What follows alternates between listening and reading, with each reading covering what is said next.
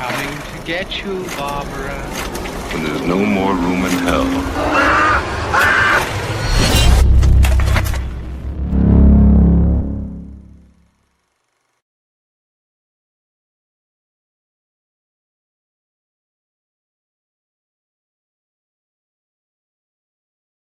Alright, let me unmute my mic. There we go. We're off to a rousing start already. It's fucking Wednesday. I don't know what I'm doing on a Wednesday. Usually it's, the weekends, and I say, Happy Saturday, everybody, or Happy Sunday, or Happy whatever. Happy Wednesday. It's hump day, ladies and gentlemen. But what's going on? Let's try this again.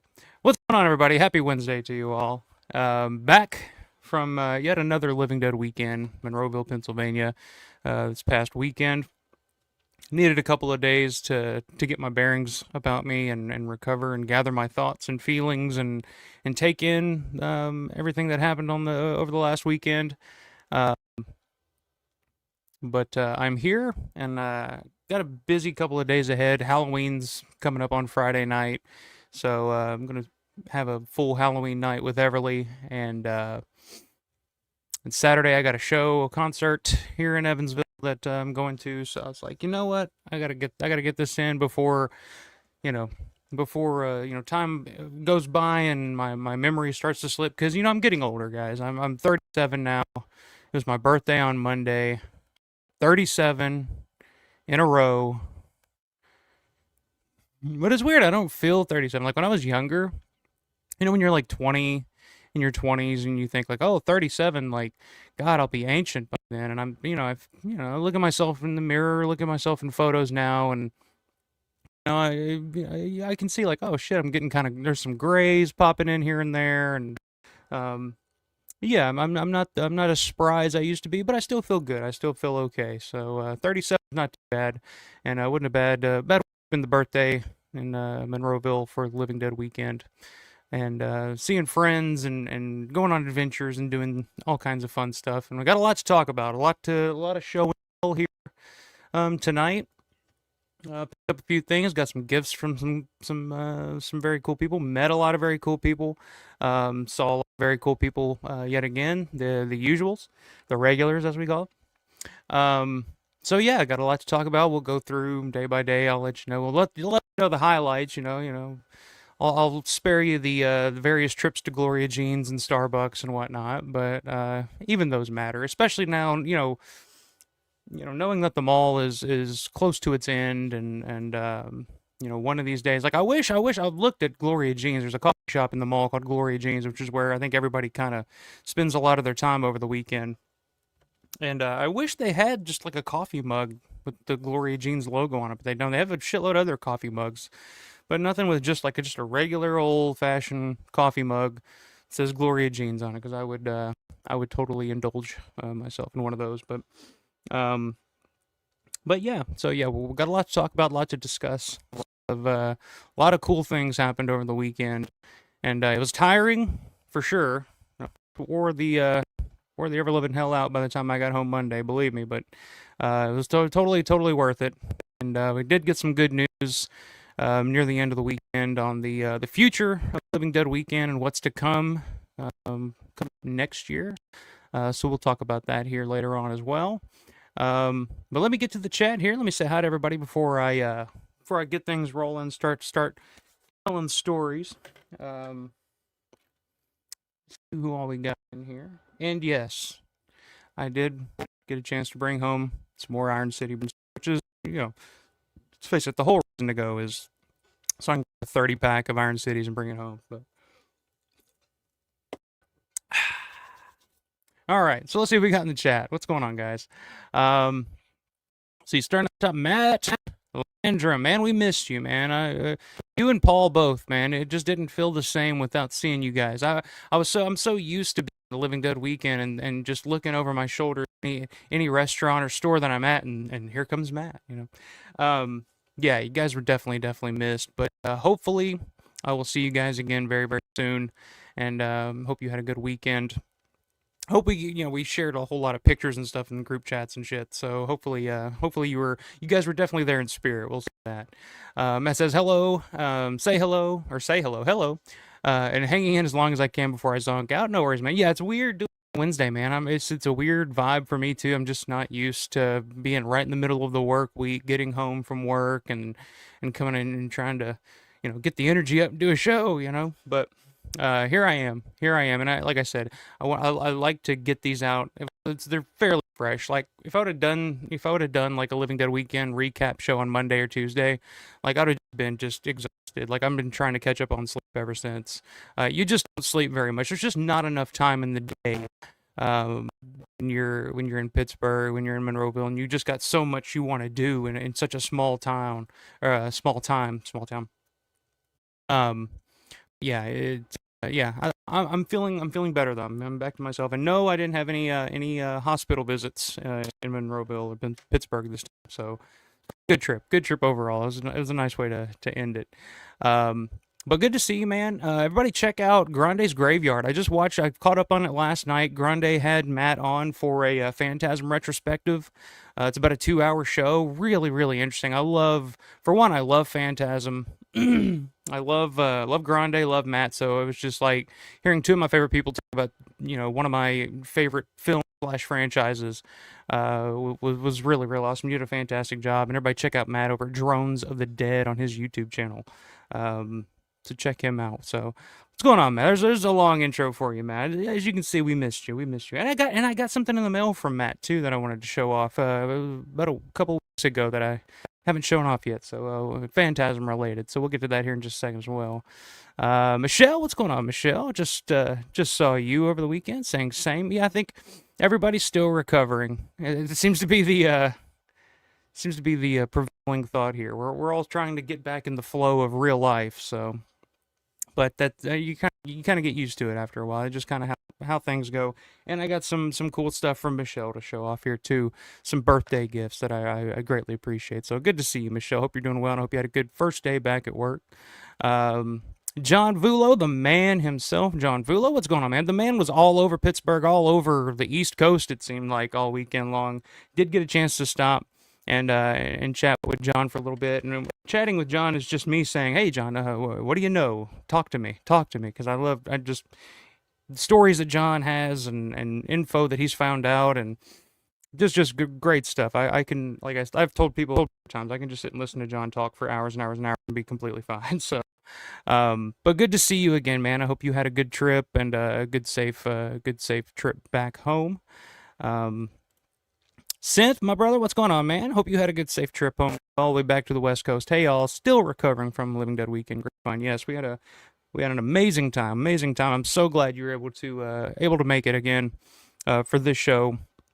It's getting to the point now where it just doesn't, just wouldn't feel right if you weren't there. So I'm really glad you were there and got to experience everything with us again. And our buddy Will, last minute, like it was like the day before, he was like, "Fuck it, I'm coming." So, so he quickly rented a car and ended up just staying in my hotel room, sleeping on the couch, and I was like, "Dude, just come on, you can stay with me, just come on." But how you doing, Synth, my man? We got Brandon Salisbury, award-winning filmmaker Brandon Salisbury, ladies and gentlemen. Yes, I mentioned this on the stream we did with Dead Pit last week.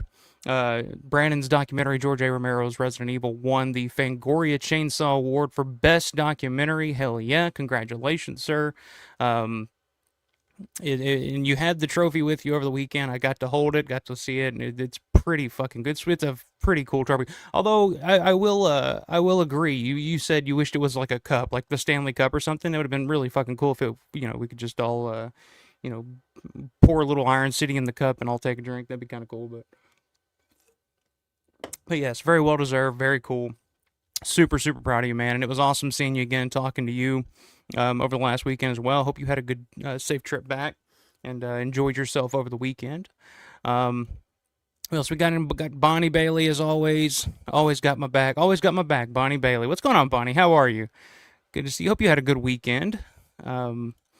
John says, yeah, I pushed myself so hard, gave myself a sinus infection at the end, but I'd probably do it again. Yeah, I heard about that. I think I saw you post something about that on Facebook. Hope you're recovering and feeling well, man. But yeah, I think it was just the temperature change when I left here in Indiana. Well, I guess you're up farther north in the Northeast, so I guess you're probably more used to it. But me, like, I was Thursday when I left, I was like wearing shorts and a t-shirt just for the drive because it was like 60 degrees here. I was like, it'll be fine. You know, it may drop a few degrees once I get to Pittsburgh. Once I got to Pittsburgh, it was a fucking, as our good buddy Grande said, brick tits, man. It was cold as shit. So yeah, it was a little bit of a change for me, but yeah, you were running hard, man. So I hope you get to feeling better, my man.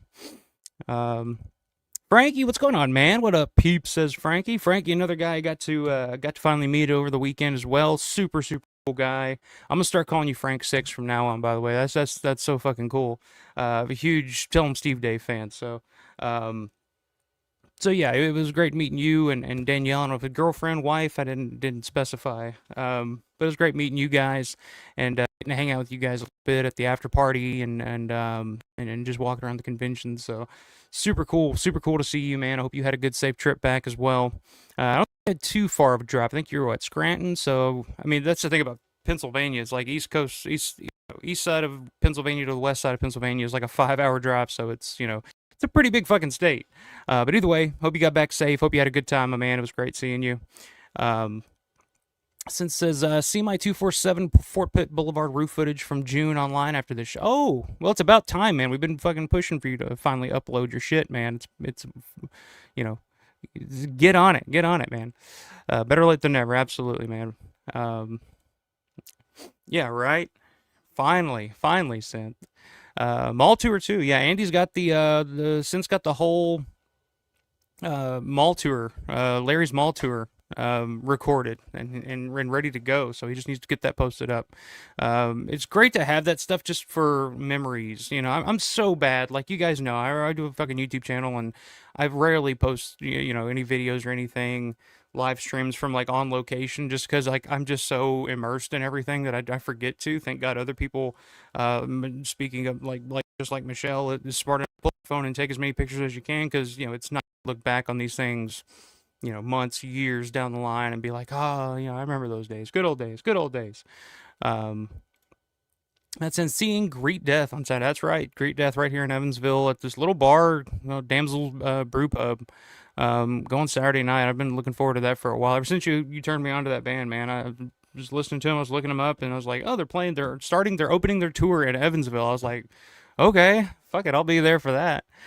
So yeah, looking forward to that. That'll be a hell of a show. Thank you. Happy birthday, Mike. Try not to suck your 37 in a row? You got it. Rick, the north going llama. You need to be the east going llama, man. You need to get your ass to Monroeville. One of these Living Dead weekends soon, my man. But what's going on, brother? Good to see you as always. Let's see who else we got. Stugus, my man Grant's in the house. What's going on, Grant? Good to see you, my man. Hope you're doing well. I hope you're passing all your your classes and getting that degree and going on to bigger and better things. But don't forget about us little people, man. Us poor folk.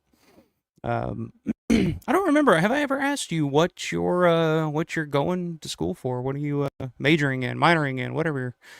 I was horrible at school, so I'm not the person to talk about academics with. But I forget. I forget if you've ever divulged that. But what are you going to school for, man? Excuse me. We got Steven Ustrak Jr. in the house. What's going on, Steven? Howdy, campers. Hope everyone made it back safely. I think everyone's accounted for that I've heard from so far. So all here, safe and sound, back to reality, back to the real world. Fortunately, I'm adjusting. I'm getting back to it. Just good to see you, my man. I appreciate that. Happy birthday, Alv. I appreciate it, my man. 37. 40's coming soon. It's crazy. Time flies. Since that, yeah, John shared a lot of cool shit at Living Good Weekend. Always a good time. Oh, yeah. And when John pulled out that fucking tablet, when he pulled out his tablet, I was like, all right, let's go. What are we looking at here? Since there's lots of new Living Dead Weekend coverage on my channel, tons of videos still to come, including the Dark Side Road Trip. Yeah, we were the Thursday or Wednesday, last Wednesday before I left. Me and my daughter Everly were up here. We were watching your stream when you first arrived and just driving around looking for your hotel. And me and Everly just sitting there watching. I'm just like, "Hey, this is my friend Andy. You know, he's in Pittsburgh." And she said, "I want to go to Pittsburgh." She calls it Pittsburgh. It's like, "You do? All right. Well, we'll go. We'll go sometime." So I got to take my daughter to Pittsburgh at some point. She really wants to go. It was so cute. It's the older she gets, it's so hard being away from her for so long. Because when I got back Sunday late Sunday night, she was already in bed. So Monday morning, she's already up and waiting to go to school. So I get up and I sneak up and I tap her on the head and she gets all excited. She jumps up and gives me a big hug. And then later on, she just out of the blue, just out of random, she looked at me. She was like, "Daddy, did you have fun in Pittsburgh?" I was like, "I did. I had a lot of fun." She was like, "Good. Well, I really, really missed you." And I'm like, "Oh," and I just wanted to tear up and just melt into a big puddle. So, I'm gonna have to take her back. I'm gonna have to take her back to see where the zombies go shopping. I think she'd appreciate that. Um, D Sun, what's going on, man? Yeah, hey, yeah, man, been a while. Yeah, it feels like it's been forever since I've done a live stream, which we just did the Living Dead Weekend preview show, the multi stream with the Dead Pit Boys and Larry last Sunday. But it's like if I don't do a stream within like a week, I feel like I'm just like nobody's gonna care, and time too much time's gone by, and everyone's forgotten about me. So and just like, oh man, it's so long ago. Um, but always good to see you, man. Always good to see you. Um, Steven says I watched Brandon on the Fangoria Awards on YouTube. I dig the award, the chainsaw and the skull. Yeah, it looked really, really cool. I got a picture, got a picture with Brandon holding it. I was holding it, and it's pretty fucking cool. It's a pretty cool award. I would happily display that on the mantle of my fireplace. I'll say that. How's it going? It's going good, man. Going good. Like I said, just got back from Pittsburgh, readjusting to going back to work and all that good stuff. Yeah, it's going. It's going. I'm trying to get back in the flow of things. As you can tell, I apparently haven't talked in for fucking ever, but John said, "Yeah, it was warm here and it's cold in Pittsburgh." Yeah, it's kind of weird. Also, the door to my room didn't fully close and the heat didn't work. Where the fuck did you stay? Did you stay at the old trusty red roof or something like that? Sounds like some red roof shit. It dropped below freezing overnight, but I'm good now. Well, good, man. I hope you're feeling better, man. Liquid Cooler, what's going on, man? They kill, get up and kill. And man, I can't wait to talk about this. The Dawn screening on Saturday night. Like by the time, because it started late, and by the time it started, I was just like, oh man, I'm so exhausted and so just like, By the time it was over, man, I was like re-energized. Like me and Grande both were. Grande was just like, man, I was so tired when it started, but now I'm just like pumped. I'm ready to go. Like it was the most amazing. It was everything I hoped for in terms of screening Dawn of the Dead in the Monroeville Mall. We'll talk about it here in just a little bit, and I'll go into some of the details of what made it so awesome. But yeah, it was pretty fucking amazing. Definitely a bucket list thing checked right the fuck off. But speaking of Dawn of the Dead,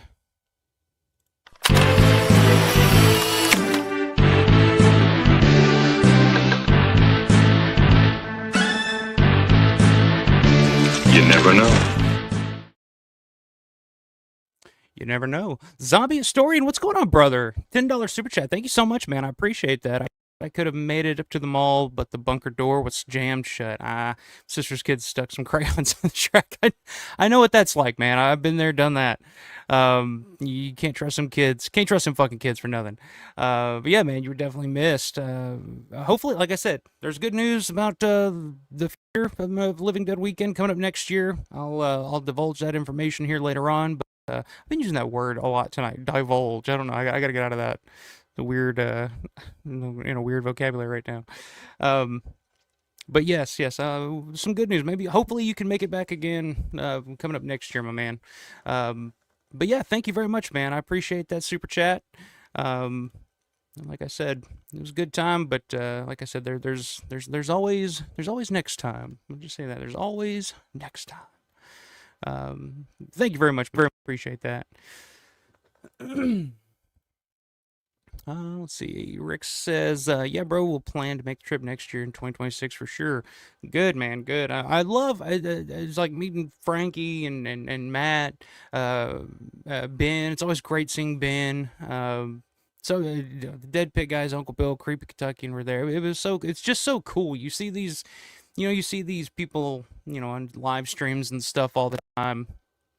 And I see you guys in the chat. It's so cool meeting you guys in person and actually like getting to shake your hand and talk to you and get to know you in person, man. That's one of my favorite aspects of not only like going to a Living Dead weekend or any kind of convention is like running into somebody who, watches your stuff and actually gives half a shit to like come up to you and be like, hey man, thank you very much. I appreciate you.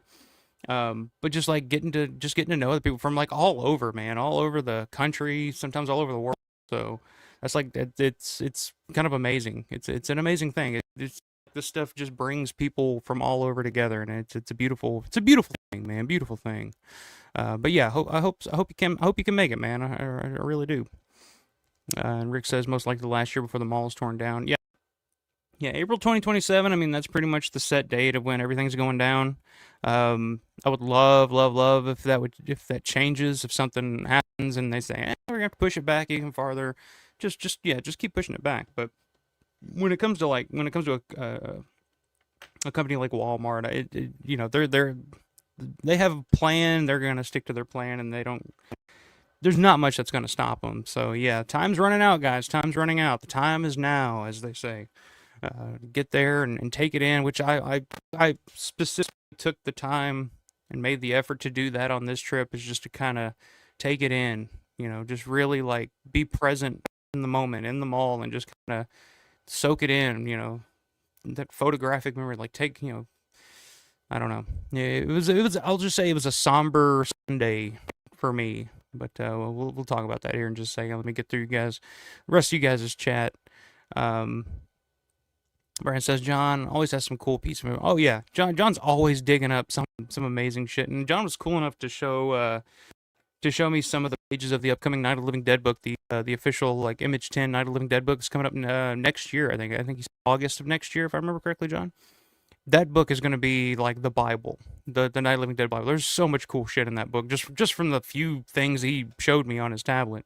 It's going to be like the Lee Carr Day of the Dead book back there is like the Bible for Day of the Dead. Like this Night of the Living Dead book is going to be the be all end all of everything you ever need to know about Night of the Living Dead, and I'm fucking stoked to get that one of these days when it comes out.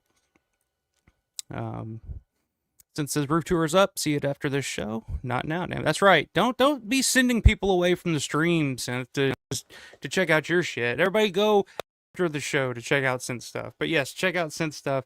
And again, like I'm so grateful and thankful that Synth takes the time to. I mean, Synth's always got his camera going, always filming, always asking, talking to people, and just capturing as much as he can. And I appreciate that so much. Like I said, one of these days, like years down the road, we're gonna look back on this stuff and be like, oh man, remember the good old days, like, and just reminisce. And I'm so glad that somebody like Synth is out there just documenting as much of this stuff as he possibly can while he still can. But yeah, check it out after the show. Not right now. Nobody leave. Check it out right now. Or after the show.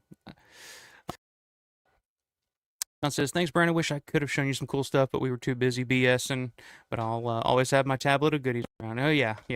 I'm telling you, if there's ever a John Villo action figure, you got to have the tablet. You got to have the tablet, because I know when he pulls it out, I'm just like, oh, here we go. I get excited. I get a little tingle in my loins, as they say. D-Sun says, I feel kind of bad about not being able to make it to the convention last weekend, but I couldn't miss college.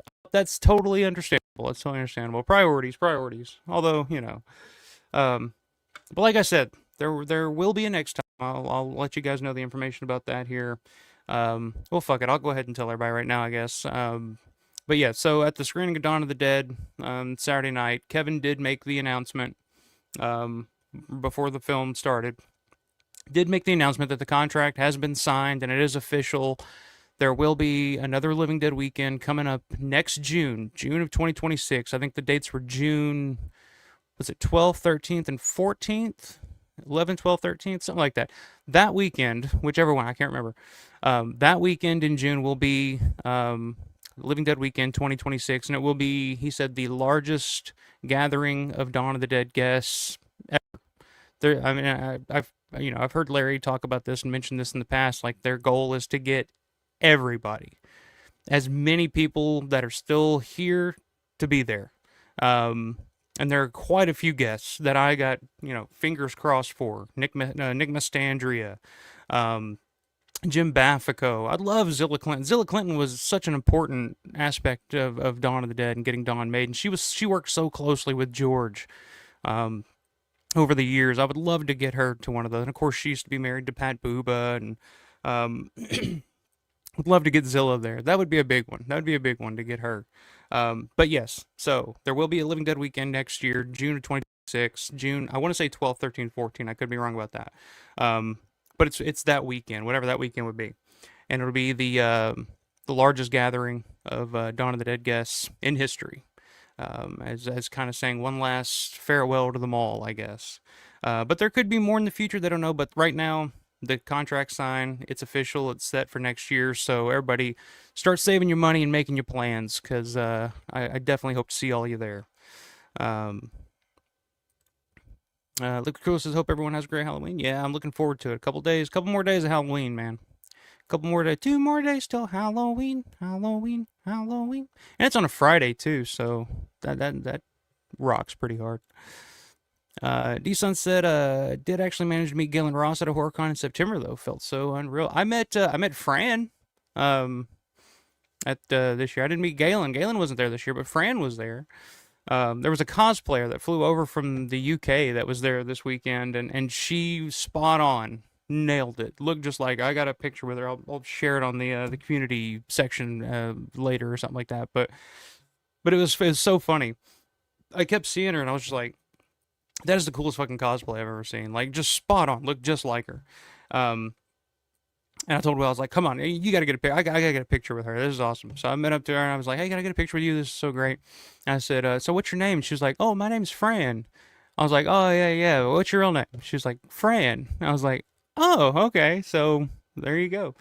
So yeah, I did meet Fran, and I have met Galen a couple of times, but yeah, I did meet Fran over the weekend as well. She was still wandering around the mall, believe it or not. Sid says, it was cool to see the well-deserved trophy with Brandon. It's a hefty trophy too. Yeah. It had some good weight to it. You could definitely put that sucker to use in a zombie apocalypse. That's for sure. Stuka says, I'm going to finish my bachelor's in MLS medical lab science. Ooh, fancy. Sounds fancy and shit, but it's just an inflated title. I mostly ID cancer cells. Oh, well, that's definitely important. So I totally understand. You got to focus on that. That's really awesome, man. Very cool. Very cool. Rick says, how many days did the convention actually last? It was over the weekend. Started Friday, ended Sunday. I got there late Thursday, left around the afternoon of Sunday. So yeah, I was there for most of it. I missed a few things, on that Friday, and a few things that Sunday. But part of the beauty of Living Dead Weekend though is that it's a convention in the mall, so there's already that. That's just kind of, for me at least, kind of like the base of everything. Like, that's where you meet up with everybody. That's where you go see everybody. That's where you can go hang out. They got the food court. You get you a Charlie's cheesesteak or something like that. Get you some Glory Jean's coffee. Walk around the mall. You can see the mall. You can see, go talk to people. The vendor halls and stuff. But the whole, like, when you go to this convention, you can also, there's so much other things to do around Pittsburgh. Like, if you're a fan of Romero and you're a fan of these movies, there's so many locations and so much to do. Like, we went to the archive on Friday, the Romero archive, which was awesome. Spent about 3 hours in there, just going through as much as we could. So we did the archive. We took, we went and found some Tales from the Dark Side locations, way out in western Pennsylvania, out in the middle of nowhere. With our buddy Grande, that was like a dream of his. There's just so much to do that just like the convention is just kind of like the meetup spot. But yeah, it lasts like the whole weekend. Hey, everybody, making her nightly cameo. Everly, she wants to look at herself on the camera, but Everly, you want to say hi? Hi. Can everybody hear that? Where did I go? Where did Daddy go over the weekend? Come here. Nobody can see you. You gotta get in front of the camera. You gotta talk into the microphone. Where did Daddy go over the weekend? I don't know. I went to Pittsburgh. Did you miss me? You get so camera shy. You want me to take you to bed? You want me to carry you to bed, or are you just saying goodnight? I don't know where I'd take him. Okay. I don't know if that's what I do. Say goodnight. Did you tell him goodnight? Good night. Love you. She's gotta make that appearance. She's gotta make that make her cameo appearance. No, she can do that. She can slide on down here. And she loves to just slide down the stairs. So yeah. There's everybody. Making her cameo. I thought I might have to bring up the commercials again, but didn't need to. All right, where was I? Since says, damn John, my creepy $55 hotel was better than that. Glad you feel better. Yeah, where'd you stay? Where'd you stay, Vulo? You were there for like the whole week, so yeah. If I was staying that long, I'd have probably done the same thing. Frankie says, wonder what next year's movie screening would be. Looking forward to it nonetheless. That's a good question, because I know that pretty much from what I've heard, unless something drastically changes, this was going to be the last, like the final screening of Dawn of the Dead at the mall, because of, Richard Rubenstein. Apparently he's very particular about how many times he allows something to be shown in a certain place, and if he lends the movie out or whatever, one year he's not going to turn around and do it again the next year. So the prevailing thought from everybody was like, this is going to be the one and only, like the last time that Dawn of the Dead would ever be shown in the Monroeville Mall. With that being said, with next year, with the plan being that it's going to be the biggest, reunion, Dawn of the Dead reunion ever assembled, it would make total sense if they did another Dawn screening. But I don't know. I don't know if that's in the cards or not, but we shall see. But yeah, I don't know. It'll be interesting. I don't know what reunions, what other reunions they could put together, anniversary screenings for next year. To be 2026, so anything, which Romero didn't release a whole lot in years that ended in said nothing in 76. Well, I guess Martin sort of kinda. 76, 86, Romero didn't release anything. 96, nothing. 2006, nothing. So yeah, there's no real anniversaries next year. So I don't know. We'll see. It says, cool Stukas, check out my micro addict channel if you want to see some. Yeah, Synth is not only a synth addict, but he's also a micro addict as well. So I think you can find it if you just if you just look up micro addict on YouTube. Says, damn, Synth, I paid 50 for mine. I guess that's what the extra 5 would have gotten. Here you go. See, you just got to dish extra $5, man, and you'd been healthy as a horse coming out of that. Since John's tablet is more important and exciting than the Ark of the Covenant, it is to me. It is to me for sure. Michelle, 12th through the 4th. There you go. June 12th through the 4th. So mark it on your calendars. Like I said, start saving, start making plans to be there, because it's going to be. I think it'll be a pretty emotional one too. I mean, it's I could tell. I'll say this: I could tell, like, with just Ken being there this year, I got a vibe that he was very like introspective and very like at the VIP party on Saturday night. Ken just kind of went off by himself, and he was just sitting on a bench up at the top of the mall. Just seemed like he was just kind of taking everything in, and then he made a amazing speech before the movie that we'll talk about here. But yeah, I just kind of get the vibe that this movie is so much to so many people, not just fans, but just the people that were involved as well. And it's meant so much to their lives. I mean, it is part of their legacies. I mean, just, guys like Lenny Lees and Jim Crut and Sharon Hill. It's like these people have this movie has been an important aspect of their lives for the last, close to 50 years. And the mall is like at the centerpiece of all that. And now that's, I'm sure it is going to hit people not just us fans, but it's going to hit the people that were there, the people that were involved, that literally have those memories of being there, you know, late nights shooting this movie, almost 50 years ago, Um, so yeah, I don't know. It'll be something next year. I'll say that. Um, Matt says, I'm sure you'll get into it, but did you get to go through the latent image binder at the archives? I did. I made sure to pull that sucker out. It was pretty amazing. They actually have George's latent image binder with all his information, all contacts and phone numbers, and it has George's calendar from 1969 in there. It has like with all that we're shooting for. There's always Vanilla at the time, which Matt had already shown me, but it was just really really cool seeing it in person. Yeah, we saw a lot at the archive. Um, a wide range of things. The interesting thing about the archive is it's not just like, like call sheets and stuff like that, and different correspondence, like professional correspondence between George and other people through the years, but it's also got a lot of like just personal letters and stuff like that in there as well. And some of the stuff we came across was just like, wow, like I can't believe he kept this, or I can't believe this is in here.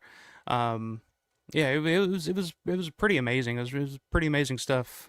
This is my second time at the archive, and it was I was looking through a lot of like the early '70s, late '60s, late image stuff. I was trying to pinpoint like that time period and the late '90s, early 2000s for George as well. Just I was curious about those two time periods, and it was like the tale of two different eras of George's career, whereas like where he was at in the late 60s, early 70s, it was just a completely different place than he was, of course, in the late 90s and early 2000s. And it's just like, there was in the early 2000s, like the early 2000s and late 90s folder, there was like a folder this thick of just like proposed projects and letters from George to studios and studios to George, of like all these projects that he was either trying to work on or the studios were trying to get him to work on that just never happened. I mean, just crazy shit. Um, Stuff I had no idea about that you read now and you're like, what? But yeah, I'll talk about that here in just a second. But yeah, it's a pretty amazing place. Um, Frankie says my hopes is Mike Christopher, Jim Bafko, and hopefully they convince Tommy Lafitte to be able, because he is in there and will sign, but I guess he feels weird about it being able. Yeah, that's what I've always heard about Tommy. Is Tommy will just show up, say hi, and he'll walk around for about an hour, and if you catch him, he'll sign something. But if he doesn't want to be like an official guest, it may not be his thing. I mean, you got to think like, I mean, if you're a guest at one of these things, you kind of got to meet a schedule and do panels and sit at these tables for hours and hours at a time. And some people, it's just not their thing. But yeah, Baffico, Mike Christopher especially, which Mike Christopher has done plenty of conventions in the past, but from what I hear, I don't think he's a big fan of flying, although he is doing the Weekend of the Dead convention over in the UK this weekend, I think, or coming up soon. So maybe if he does that and kind of gets the bug, again, and maybe they can grab him this, because I've never met Mike Christopher, believe it or not. I have a signature, I have an autograph from him, but I've actually never met Mike Christopher. And by all accounts, from everything I've heard from anybody that has, he's a pretty cool guy. He'll get into the get up, the Harry Krishna zombie makeup and the outfit and stuff, or he used to at least.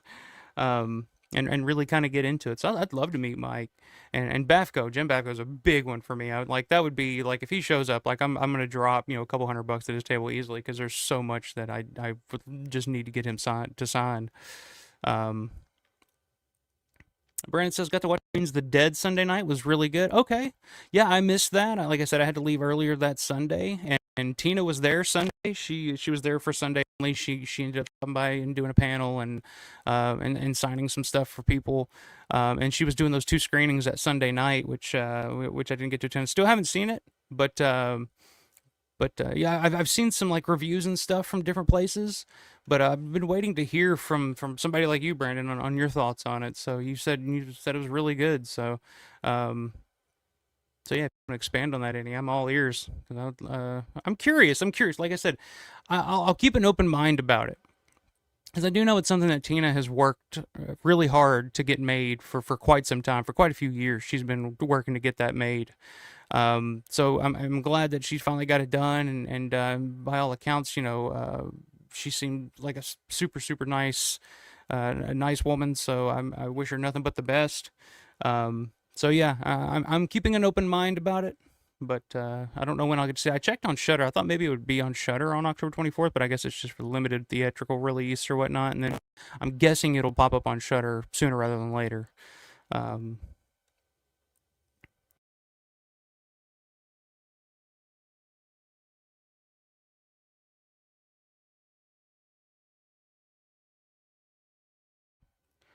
that's weird. My mic just shut off for some random reason. All right. Am I back? You hear me? Fraggy says, Fran sat next to me at the Don's. Oh, very cool. Very cool. She was super nice. I guess she came by herself, just flew all the way over by herself, and just, I mean, she nailed that cosplay. I'll say that. Um, yeah, yeah. Spot on. Spot on. Yeah, she missed you, but Everly's got to make her cameo. She's a future star in the YouTube star in the making. I'm sure she's grown up around this shit. She can be like, oh, this is normal. Just sitting in front of a camera and talking talking to your computer for hours at a time. My dad used to do it. Um, Nathan, what's going on, brother? Nathan B is in the house. Did I save them all? Not yet. Not yet. I don't know if there's much to save. But if there was anything, trust me, if there was anything that I could do or suggest everyone do, I would be on it in a heartbeat. But yeah, but the thing is, the mall is in pretty good shape. It looks like they've done some upkeep.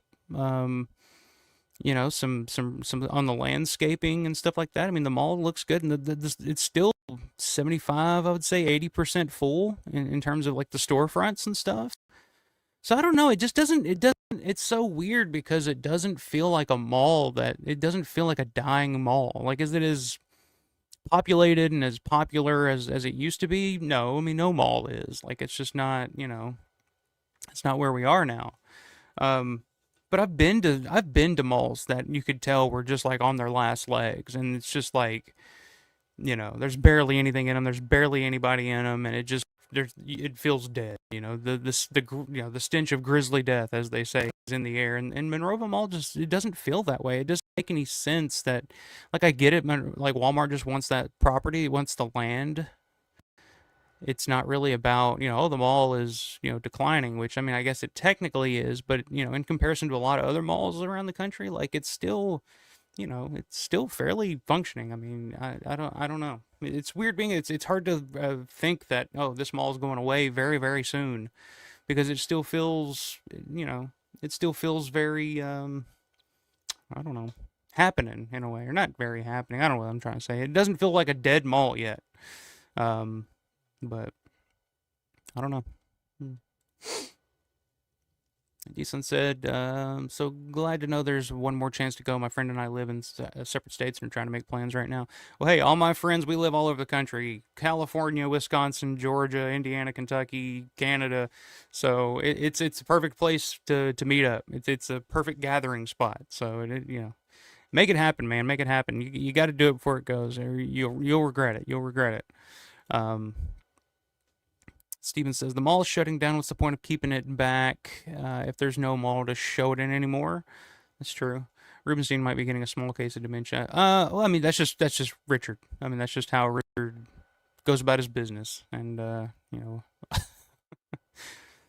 he's always been that way, and he's always going to be that way. And that's how things are going to be until, unfortunately he's gone, it's sad to say that, but that's just the way Richard does business, and it's his property to do what he wants with. So I was just happy and glad that he allowed it to be shown this time, because that's always a 50-50 proposition.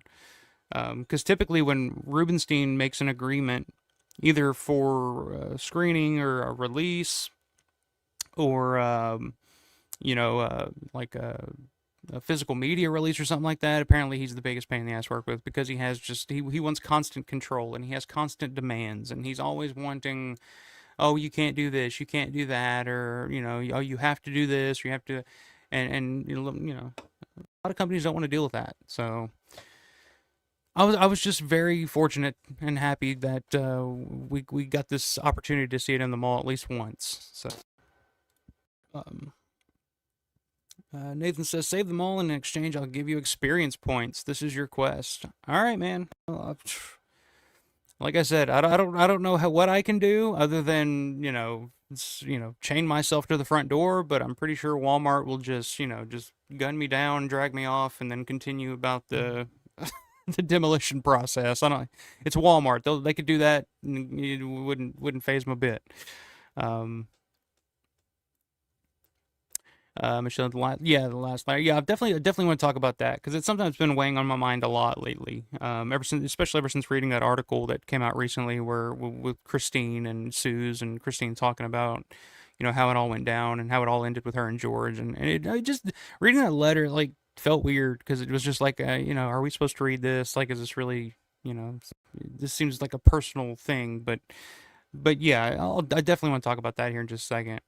Um, get through the rest of these comments. I see Stezio checking in. Stezio, what's going on, brother? Saw you were the big winner of the Matt Landrum trivia contest on Grande's channel the other night. Congratulations, man. That's pretty cool. Always good to see you. Hope you're doing well. Says, evening all, just got home. I'm so sad I couldn't make the Living Dead weekend, but I'm going to do everything I can to go in June. Now that I'm more familiar with y'all, I'll make sure to get with you. Hang out. Absolutely, man. Like, literally, just find us. We'll be walking around and bullshitting and walk around and bullshit with us. Like, that's kind of how it works. Like, we're just, but yeah, man, I'd love to meet you. I'd love to see you there next year. Um, I think it's a must. If on a Wednesday night, if you're up watching me right now, like it's a must. It's definitely a must for you guys, to at least make the trip one last time and bid farewell. Um, but yeah, good to see you, my man. Hope you're doing well. Michelle says, Queen's Dead coming on demand in November and on Shutter in December. Okay, there you go.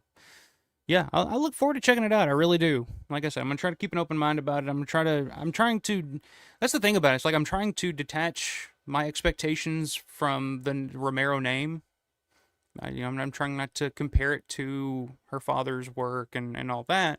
At the same time, it's like that's the whole reason she probably got the movie Maze, because she is a Romero, and you can slap the name Romero on a zombie movie. Um, so it's hard for me to separate those two things. But I'm definitely looking forward to checking it out. That's for sure. And I will let you guys know. Believe me, I'll let you guys know my true and honest thoughts about it. Rick says, so Alf, is the plan for the mall that Walmart Superstore will be put in its place? Yeah, basically the plan is going, from what I've heard and what I guess what they've proposed to the city of Monroeville, is that it's going to be what they call a mixed-use retail center. It'll be, so from what I've heard, it's going to be like 25% Walmart. Like, there'll be a Walmart there. There'll be a Sam's Club there, which is Walmart.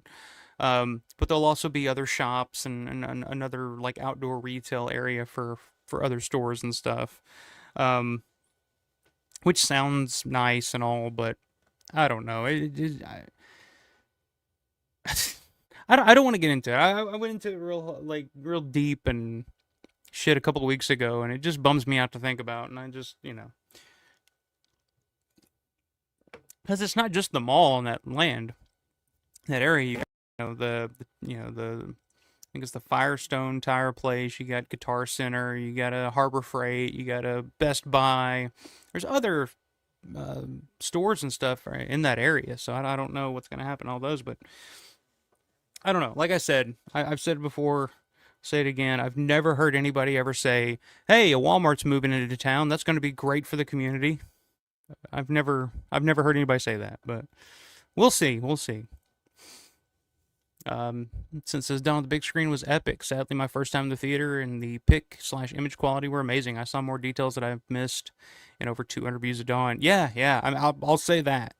This would be my fourth time seeing it in the theater. I saw it in 3D and then twice when they had the re-release for the anniversary a couple of years ago. But this screening was definitely, the sound quality was amazing. Like, the best this movie's ever sounded to me. Picture quality was great. I mean, this was definitely, I've talked about, Devil's Rejects being probably the best theater experience I've ever had in my life. This is right up there with it. Just because it just lived up, for various reasons, it lived up to expectations.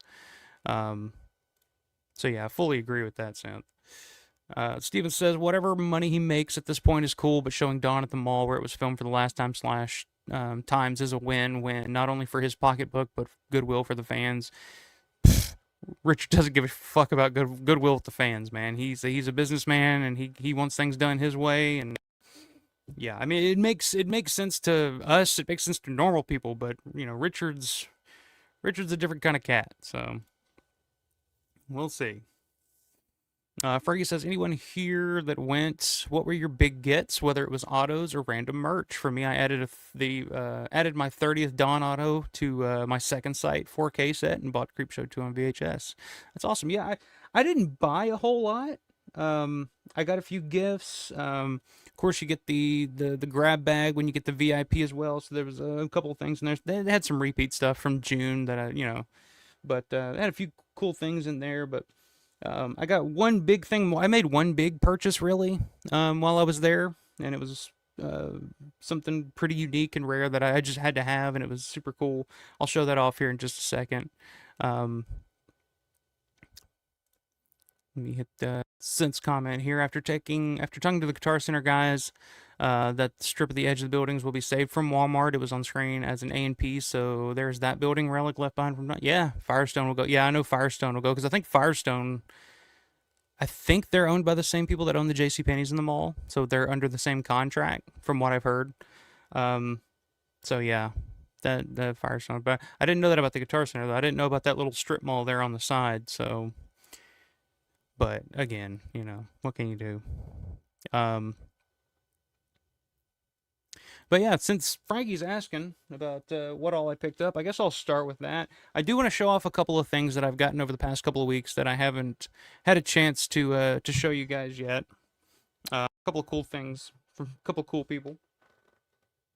I did get this in the mail a couple of weeks ago from a buddy of mine, Matt Blasi, from WGON Radio. That's what I always know, WGON Radio.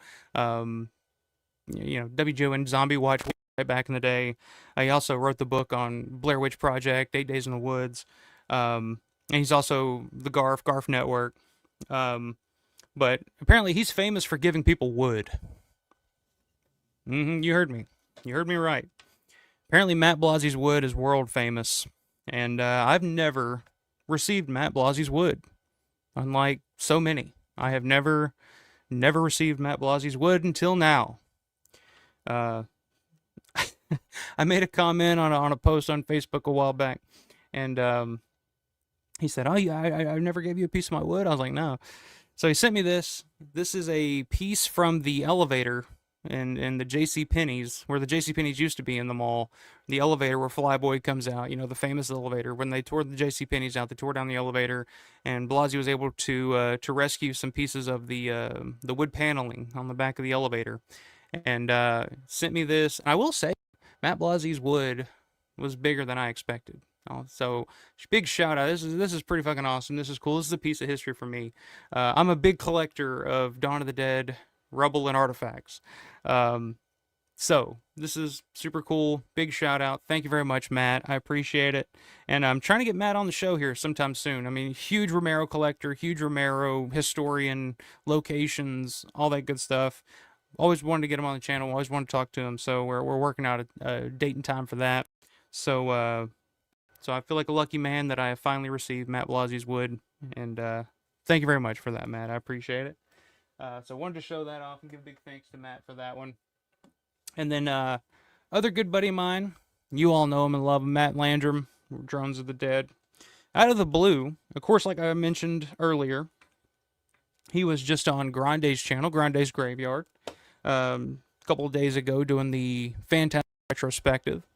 And he sent Grande this as well, and he had a couple of these handy, and, you know, being the stand-up amazing guy that Matt Landrum is, said, I could sell these and make some money, but I'd rather just give them to friends. And, you know, that's the kind of guy that Matt is.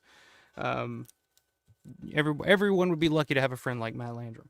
But yes, sent me this in the mail. The Drone of the Dead sticker there. One of the coolest fucking stickers and designs. If I can,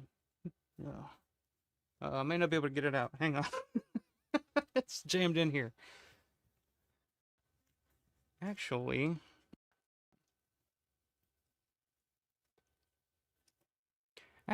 hang on a second. I'll be right back. Hang on.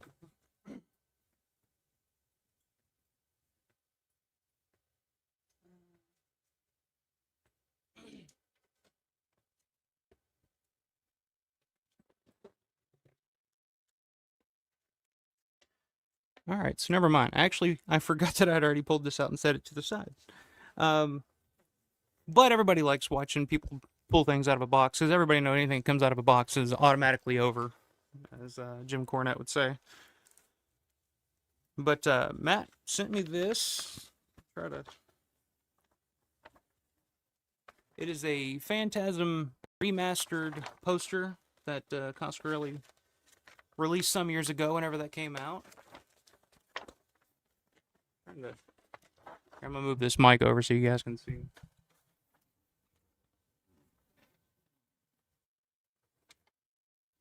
And it is signed by Don Coscarelli himself. How fucking cool is that? Yeah, awesome poster. I know you guys got a good look at my my package there.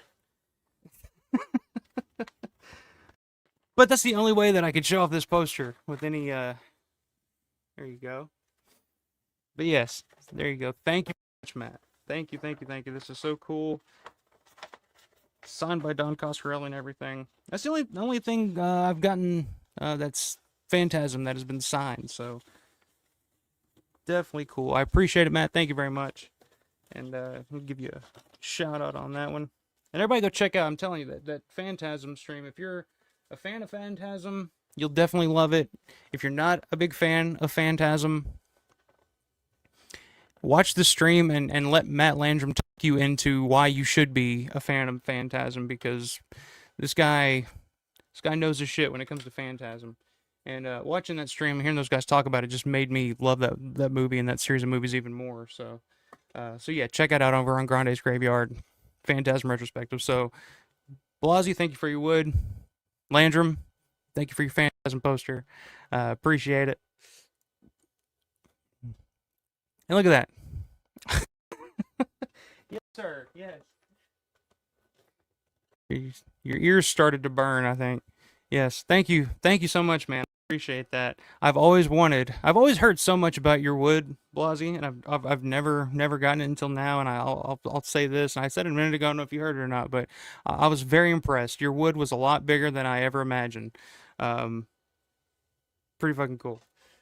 Thank you, sir. I appreciate it very, very much. And like I said, hope to get you on a stream here soon. I got a lot I want to talk to you about, and I think it'll be super cool. But yes, everybody needs Matt Blasey's wood. It's funny because Jace, Thursday of the Dead, it's on the channel some months back. Everybody check him out over at Music and Monsters. Released a video because I guess Matt sent him some, and the whole title of his video was like, "I got Matt Blasey's wood" or something like that. And it's just like, if you know, you know. But I'm sure if you're just stumbling across it on fucking YouTube, it's very confusing. Maybe you're just like, "Whoa, has he lost his mind? What is he talking about?"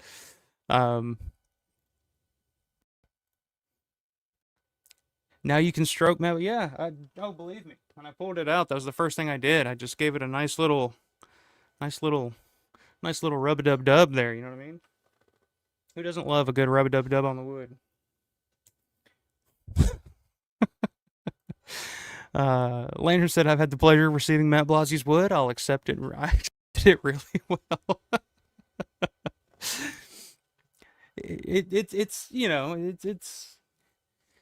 It's a joy for everyone, for joy for the whole family, Stizio says, I think we'd all enjoy some of Matt's wood. There you go. I think so. Frankie says, nice. I bought a bullet from Sharon Hill a few years back. Now I got my hands on a piece of that wood. Matt, your wood is very popular, man. I hear your wood is super, super popular. But yeah, those bullets that Sharon Hill sells, yeah, those are pretty fucking cool too. I've never gotten one of those, but I've seen those before. But those are apparently like actual bullet casings or whatnot from that Clayton Hill, her late husband kept from the shoot of Dawn of the Dead all those years. Yeah, super super cool. I think just bought one of those not too long ago. I think Jace actually, when he was at Living Good Weekend a couple of years ago. Yes, cue the Jeopardy theme. That's right. Um, Stizio says, "Dang son, killer poster. Landrum is truly a king among men." Yeah, Landrum. Like I'm telling you guys, if you don't have a friend like Matt Landrum in your life, like do you really have friends? And that's all I can say. Love Matt. Since says Blasey, pretty soon you're seen more than John Holmes is what. That's right, man. You've had your wood has been all over the internet here lately. So I don't know. Congratulations about that or what, but you should be proud, man. You should be proud. Your wood brings people happiness. I'll say that. That says I'm glad to have been able to share. Well, yeah, little wood here and there goes a long way, my man. Like Doc Holliday said, say when. Rick says, "Hey, I was able to check out your website. Cool merch. Looking to buy some Dawn of the Dead kitchen mags at least." Well, there you go. All right. Hey, every little bit helps, man. I've been thinking of some new designs too. And I actually, a buddy of mine, Colin, who's Eerie Guts, Eerie Crips, you see him pop in on the chat every now and then, has been working on a couple of new designs and a couple of new t-shirt designs. He sent me the sketches for, just the rough sketches for, and I'm just blown away. I'm just like, dude, these are amazing. He's like, yeah, it's just, I wasn't sure if it were any good or not. I'm just like, dude, this is fucking awesome. Like, I will happily, wear these shirts. I'll give these fucking shirts away just to get them out there. So yeah, keep your eyes peeled for those. But yeah, check out the store by shop.alfaromero.store. Some if you know type of designs on there is all I'll say. It's shit that I would wear because I'm not a big fan of fright rags and what's the other t-shirt like great, like they have great designs and it's very colorful and there's a lot on there, but that's just not my style. So my whole thing with like what I do is like if I would wear it, like I'm gonna create it and sell it and buy it and wear it. Fuck it. And if anybody else would be interested in wearing it, they, you're more than welcome. So I'm more of just like the subtle, like, I love the, the B&P truck design. I have that shirt and I wanted more like that. Just little things that like, if you know type of stuff. I just did an Ice Palace, design. The Ice Palace, the skating rink at the Monroeville Mall. There's my skates back there. I'm ready to go at any time. So yeah, check it out. Shop that out for Romero.store. Appreciate the shout out, Rick. Yeah, get you some kitchen mags. You gotta hang shit up on the fridge somehow, man. Why not with a a Susanna Sparrow book club magnet?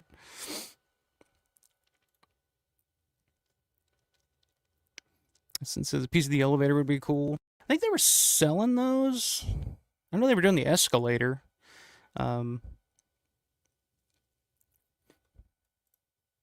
Yeah, don't say that, Matt. I'm trying. I'm quitting, and you saying that, like, especially when I'm doing this, like after I'm done doing this, I definitely need a cigarette. But yeah,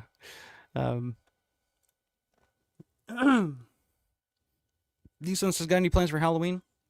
Just taking my daughter trick or treating. We're gonna go trick or treating all over this neighborhood. Like I said, it's on a Friday night, so we got nothing to do the next day. I don't guess I'm gonna dress up or do anything this year. We pretty much spent all of our money on Everly's costume. She's gonna be Wednesday Addams, so we got the whole costume and the wig, and we got her a little hand that we're gonna Velcro to her shoulder, and she looks super super cute. So it's all about her. Like when you get older and you have kids, like Halloween's all about them now. But she knows that Daddy loves Halloween too. So probably gonna do jack-o'-lantern, watch some scary movies. She loves Halloween, the original Halloween, so I'm sure we're gonna watch Halloween. So yeah, we're just staying home, and my days of Halloween parties and stuff like that I think are long gone. Michelle says bought a bullet from Sheridan June. Oh, there you go. Cool. I wouldn't mind having one of those honestly, but I haven't picked one up yet. Since sadly the wood didn't grow just now. Okay, what are we talking about now, Sam? What are we talking about now? We've gone too far. Gone too far. John says had a good talk with Sharon Hill. She told me she was related to the Richies. Oh, I didn't know that. And I showed her all of them at night and how important they were to George's career. She had no idea. Oh yeah, yeah. Rudy and Richard, yeah, yeah, huge. I mean, for years, you'd see those guys on the sets of George's films. But I had no idea that she was related to them. That's pretty cool. More, I guess. Rick says I would buy more, but need to watch my ducats for now. We'll purchase some other stuff I saw. Oh, very, very cool, man. I appreciate it. They don't look like shit when you get them. That's the thing using TeePublic. It's kind of a crapshoot. Sometimes I'll make a design and I'm like, I wonder how this looks, and then I'll order it and get it in. I'm just like, I need to tweak this and there, but because they don't give you a free shit, they're not like, oh, here's a sample or anything. So if I know what it actually looks like, I gotta buy it myself. Frankie says on Saturday after the last panel, I was walking around with Grande for a while, and he was telling me about the Phantasm vid him and Matt did. So I don't know if I should rewatch the series, as I haven't seen them all. It's been a long time since I've seen. I just recently watched the first three. I watch Phantasm, the original, all the time, but I just watched the sequels 2 and 3 again for the first time in a while here recently. It holds up, man. It's such a good. It's a saga. It's a story. It continues. I've never seen Ravager, and from what I've always heard, it's the biggest piece of shit in the world. But listening to Matt talk about it the other night, it made me kind of want to check it out now. So that's what I'm saying. Like, if you're a fan of Phantasm, if you're not a fan of Phantasm, you'll definitely, your interest will be, will be piqued watching the stream and hearing those guys talk about it again for sure. Since says hanging with Dave Buren and Joe Shelby, I learned that after Tasso does the flip into the pond, in Dawn, the guy playing with the coins is not Tasso, a guy named Roy Brown, and he kept Joe's hat afterwards. Yeah, you were telling me about that, Roy Brown, and it's an easy name to remember. That's a name that I remembered too after you told me that. So I've been thinking like Roy Brown. Did you ask if he was still around? Because I mean, he would be, a perfect guest for next year. So I don't know if he was around or not, or if you asked Joe or those guys. That would be cool. All right, so now we're done talking about wood and all that. I'll show you what else I got over the weekend, and then we'll talk about the events of everything and tell some stories and just have us a good old time.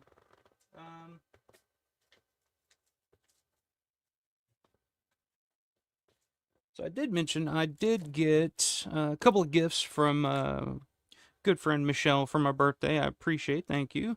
Some very Canadian gifts, we'll say. She brought me a bottle of all genuine fucking Canadian maple syrup.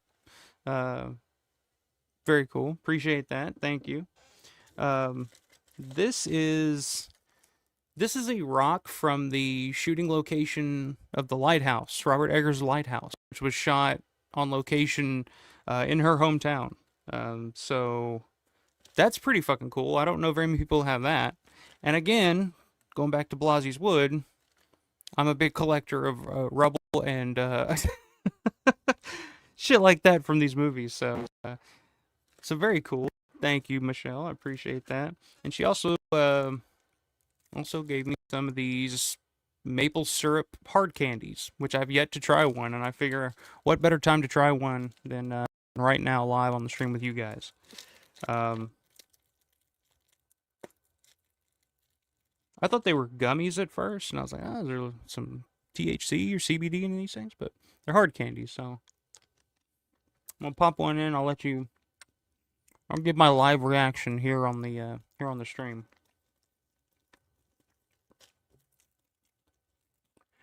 Thank you, Michelle. Thank you for the birthday presents.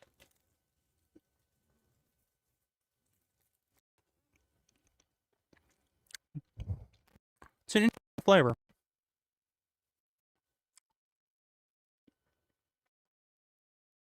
Not bad.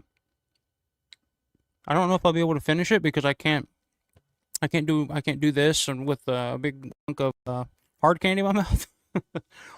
But it's pretty good. Interesting. I like that. It's almost like a butterscotch or something like that.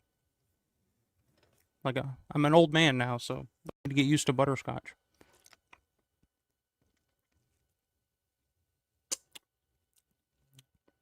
I'll finish that later. Not bad, not bad. Definitely a different flavor. You can definitely tell the difference between like Canadian maple syrup and fucking Mrs. Buttersworth. Good, I like it. Thank you, Michelle. And I also got I ran into good buddy of mine, friend of the channel, Ben Gebhardt, who gifted me with was it the year before last? Yeah, the Living Weekend, gifted me with a couple of posters from the Mahoning Drive-In when they did the Zombie-thon and the Night of the Living Dead screening. And he was there again this year. Ran into him on that Saturday, talked to him for a little while, and super nice guy, super cool guy, and gifted me with this really cool Mahoning Drive-In Halloween T-shirt. Perfect for the Halloween season. I'll probably wear this on Halloween, actually, when I take Everly trick-or-treating. It's like I said, I don't have a costume or anything, so this would be perfect. So, big shout-out and a big thank you to Ben for this. Very much appreciated, man. And always great to see you and talk to you, man. I'm a big Dead Pit guy and a big fan. And Grande was blown away, because Grande was like, I guess you came up to Grande and were like, hey, man, I like your channel and all that. And Grande was like, wow, you know my channel? Like, he was like, oh, it's so cool. And you got to take a picture. Michelle took a picture with you because you were technically Michelle's first fan, from her appearances on this show. So, but yes, thank you very much, man, for that. I appreciate it. And I got to make it. I got to get to Mahoning sometime soon. I've always wanted to go to one of those because it's, it's a drive-in theater, but it's like a, almost like a music festival almost. Like you camping out and partying the whole weekend and movies playing. I mean, they played 35mm prints of stuff. Wish I could have made it for that zombie, where they played all the Romero stuff, and I think they played Creepshow and Fulci Zombie. That would have been perfect. I would have been happier pig and shit at that, but Mahoning, it's in. I think the drive-in is what 3 and 4 hours or something like that. It's over on the other side of Pennsylvania, but that's only a destination I need to make it to at some point. So hopefully one of these days, man, and hopefully I'll meet you there. I'll bring you something this. But thank you very much for that, man. If you're listening, I appreciate it. Wood out of the way. I did pick up. I didn't buy a whole lot. I did pick up Blu-rays, and these I bought in honor of our buddy Will, who's a huge Subspecies fan. He was just at the Subspecies convention up in Cleveland a couple weeks ago, and I didn't own any of these on Blu-ray, so I found the first 3, and had to pick them up in his honor. But I ended up getting the first 3 Subspecies movies, Full Moon, on Blu-ray. And I've only seen the first 2. Haven't seen the third one yet. I'll definitely check that out. But he turned me on to the first 2, and I enjoyed them. I'm a fan for that type of vampire flick. And it's directed by Ted Nicolau, I'm sorry, who worked on the original Texas Chainsaw Massacre. That's where I knew that name originally. Like when I saw you direct, I was like, oh, that's Texas Chainsaw. But yeah, I enjoyed the first 2 quite a bit. I think it does the zombie or the vampire genre justice. Does it right? I think the performance by the main guy, Anders Hove, I think is how you pronounce that. And speaking of Phantasm, the first one has a cameo from Angus Scrimm in it. So picked up the first 3 Subspecies movies while I was there. The dude had a table there. The one at the vendor table had all kinds of DVDs, Blu-rays, okay, super cheap. These were $5 a piece. I mean, you can't beat that. I wish I probably would have picked up a few more things, but just for this occasion, I had to pick up the first 3 Subspecies on Blu-ray from my buddy Will. And then the VIP. With the VIP ticket, of course, you get the grab bag and everything. I got the T-shirt, which you can see here. It says, "This is a way of life." It has little quotes from. You get to pick, "This is a way of life," or "I like spooky." There's a little quote on the bottom from Return of the Living Dead. I thought that was cute. So it comes with the T-shirt, of course, the VIP ticket, access to the VIP party. You get the Living Dead weekend, October 2025. Commemorative poster here, which was designed by Byron Winton, who does pretty much most of their posters over the years. And I think this is pretty fucking cool. This one looks really, really, really cool. I dig it. So you get the poster with that. Also came with another little Living Dead weekend magnet, which I have one up here already, so I'm gonna put the other one up there if it'll stick. They give me a defective magnet. Go figure. I just don't know how to do it.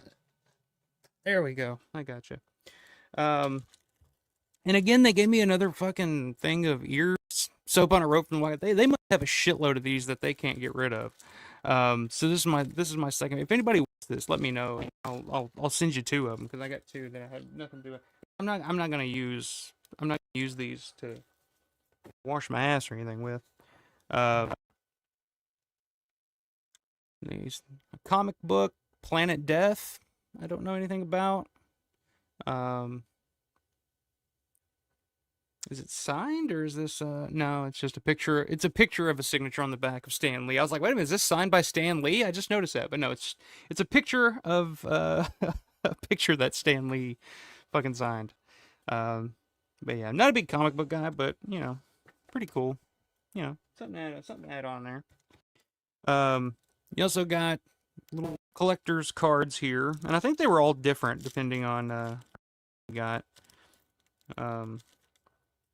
Just little Living Dead weekend collector's cards. There's one of the Monroeville Mall. You got George there, looking as cool as George ever looked. Of course, Ken Foray, Peter, the man. You got Jim Crut, helicopter zombie, and they all have little write-ups and stuff on the back too. Here, if you can. If it'll focus. I don't know if it'll focus on that, but it has little write-ups about the characters and the actors. You got Joe Shelby, motorcycle raider. Aforementioned Sharon Hill, nurse zombie here. Which these would all be great to get signed too while you're at the Living Dead weekend. Machete zombie, Lenny Lees, who was there as well, and of course Bob Michelucci, scope zombie. So nice little collection of little cards there, which I think the VIP bag in June had these as well. I have to go through those and see which ones I have, which ones I don't. And then you also get there's another little collection here. You guys see who the big name is there up front, but this is just like a little collection of different zombies throughout film history or something like that, because it's just George. It's not just George's zombies in here. So of course we got the man himself, Big Daddy, Eugene Clark, who was there over the weekend as well. You got Dr. Hill from The Reanimator, the head, who gives head. The rapist Sicko from Planet Terror. There you go. That's an interesting. And this is actually a really underrated zombie film in my opinion. But you get Maggie,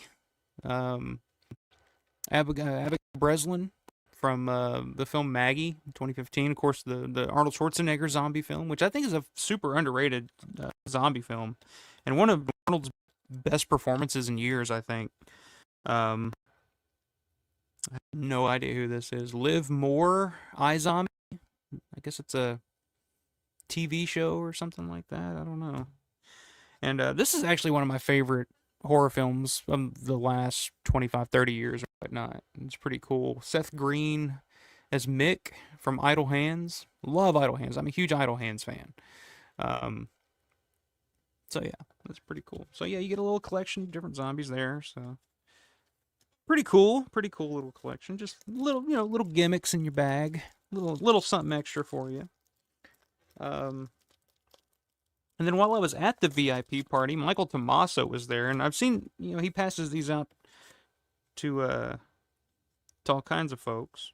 But first time I was able to snag one of the Mailbox 22 zombie on the $22 bill. which is cool. I had to show him because my the fantasy football league that I'm in with Grande, actually, my team name is Mailbox 22 because I was just thinking like, oh, it's a football team, it's a football player, Mailbox 22, that'll be my name. So I had to show him that. It was pretty cool. And then on the back here, you got all the zombies and stuff. It'll focus, maybe not. And then this will come in handy. Nice crisp $1,000 bill. Who wouldn't want that? So very, very cool. So, and then the last thing, the main thing that I wanted to pick up and wanted to get my hands on because they're limited and it's cool, and with the, you know, with everything going on with the mall and everything, who knows what the hell's going to happen with the actual bus, but they were selling, the Living Dead Museum was actually selling these replica busts of the George bus that you can see at the Monroeville Mall, the big one, the, you know, the life-size bus that they have of George at the Monroeville Mall. You know, designed and created by Chris Stavrakis, and he designed this as well, hand painted. I think they're 3D printed, but hand painted, all unique, all different. And I had him sign it as well. But I had to have one of these, and they were fairly priced, $65, I think, for this. And I was like, well, if I'm gonna buy one thing while I'm here, that's got to be it.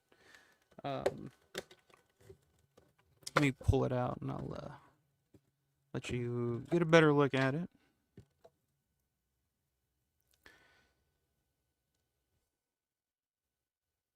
There you go. I might, cause I got another bust of George here that I got years ago. And this was Amy Gamanche, I think was the name of the artist. I bought that probably 6-7 years ago. But I might put that right next to this one. And had I don't know. There's one last go. There you go. Focus on that son of a bitch, damn it. There we go. And of course it's George era, Dawn of the Dead. You know, it's got the scarf and everything on there. And here's the back of it. Signed by Chris Stavrakis, the artist. And that's the little plaque that if you're at the mall, it's got that actual plaque down there below it. And this is actually part of the marble, one of the columns in the mall that the bust is sitting on. So, yeah. Super cool. Had to have this. If nothing else, I bought nothing else all weekend. I definitely knew I had to have one of those busts. So, let me get this back in here if I can figure out how to put it in. It took us a... Oh, shit, I think I already fucked it up. It took us a minute to figure out how to put this box back together, but... I don't know. I'll rearrange it in a minute.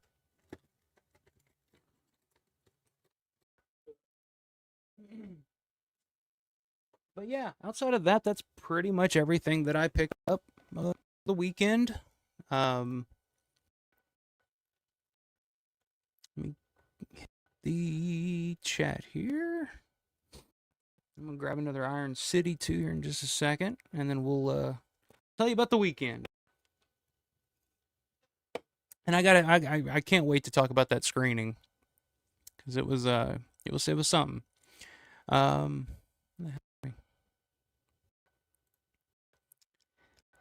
Since says Roy was a friend of Joe's and he lost track of him. Okay. John says Roy Brown died. I was told the story too and passed the info along. Okay, there you go. That's unfortunate. I think he said Roy died. At least that's what I was told. Well, hey, look into it, man. Now's your time to shine, John. Because if they're trying to get the biggest collection, the biggest reunion of Dawn of the Dead guests in history, now's your time to shine, to start tracking these people down, my man. Because if anybody's going to do it, it's going to be you. Don't break your teeth on those. Yeah, I'm glad you told me they were hard candy, so I didn't pop one in and just crunch down right on it and destroy the rest of my mouth. They're not bad. I will say they're not bad. I look forward to sucking on those bad boys coming over the next few weeks. Steven says, I guess the wood and the rock would make you rock hard. That's right. That's right. Especially when you see a bad Martin poster. Oh yeah, yeah. I'm still, all about that Martin poster. Any Martin poster, just give it here. Give it to me. I'll take it. Since says maple candy's nice. Yeah, yeah. Good stuff. Good stuff. Thank you, Michelle.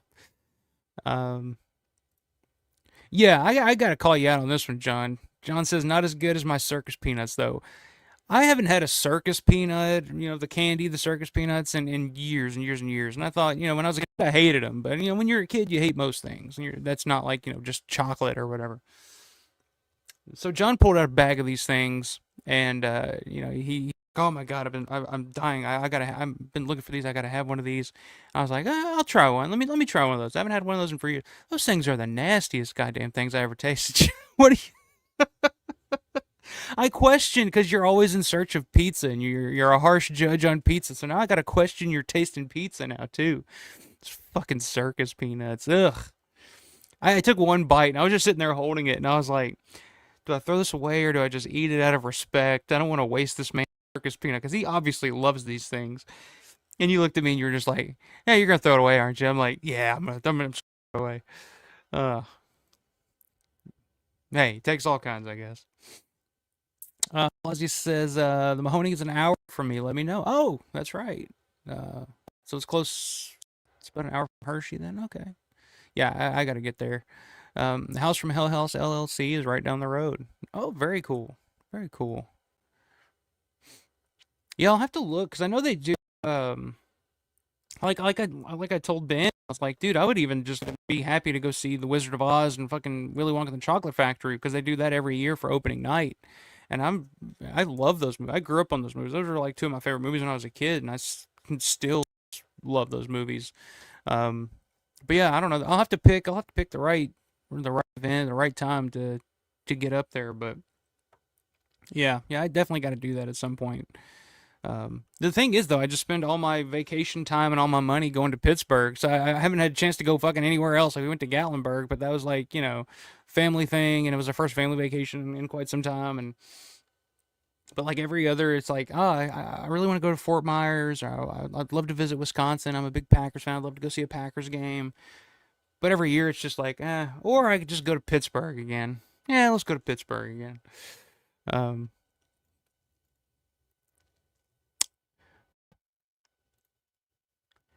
Steven says William Shatner was in one of those, I believe. One of what? What am I missing here? Subspecies?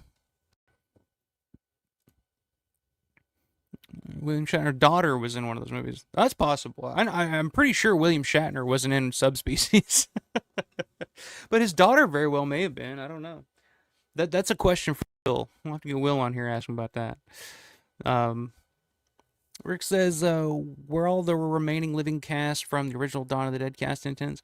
No, they had quite a few. I mean, Ken was there, Amplis was there, Sharon Hill, Jim Crutt, Michelucci, Lenny Lees, Melissa Dunlap, Michael Savini. I mean, they had quite a few, but the beautiful thing about the Dawn of the Dead reunion at the Monroeville Mall is like most of those people still live around that area, so it's easy to just tell them come on down. You're not gonna have to pay for lodging or anything like that. So,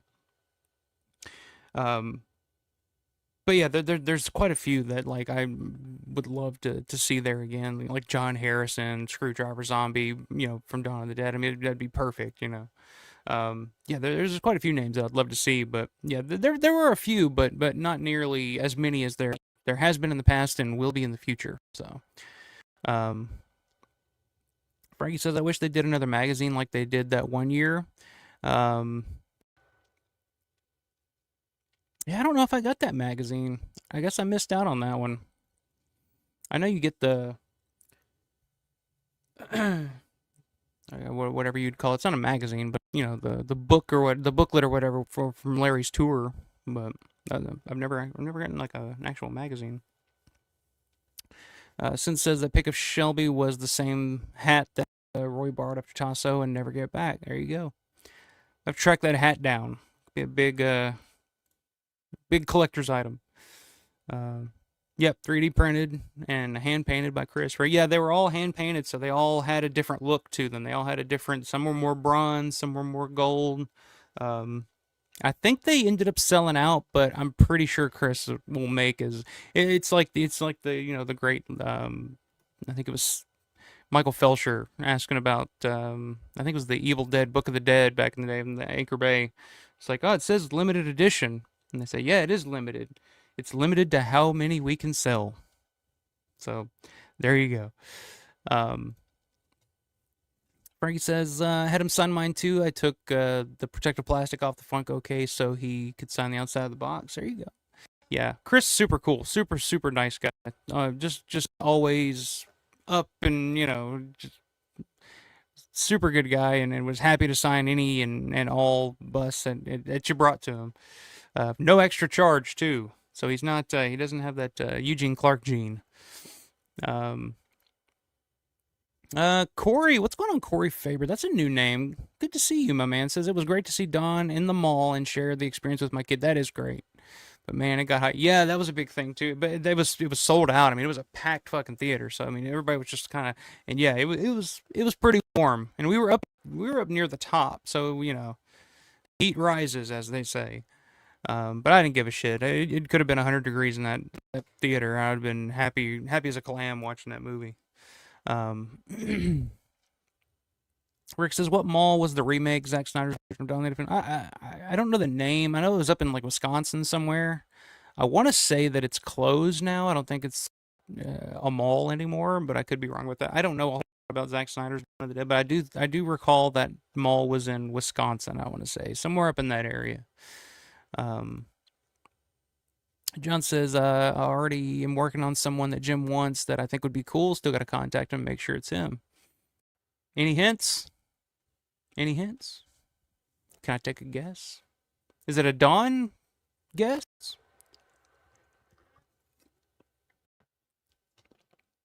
Speaking of Dawn Rubenstein would be another good one for Dawn of the Dead too. But we'll see. We'll see. We still got plenty of time, so we'll see what they can pull out. Yeah. You talking about the fucking the circus peanuts? You're nuts.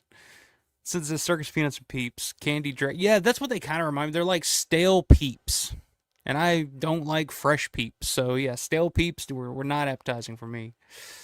Frank says, "Damn, Matt must live in my neighborhood." Yeah, Matt's Hershey in the Hershey area, so that's pretty. And you're Scranton, so yeah, probably not too far away from one another. Whoop, there we go. Rick says, "I love the roasted peanuts at the ballpark stadium back in the day when the Oakland A's were still at the Oakland Park. Roasted peanuts, yeah, I've had roasted peanuts before. I love the what are those little red?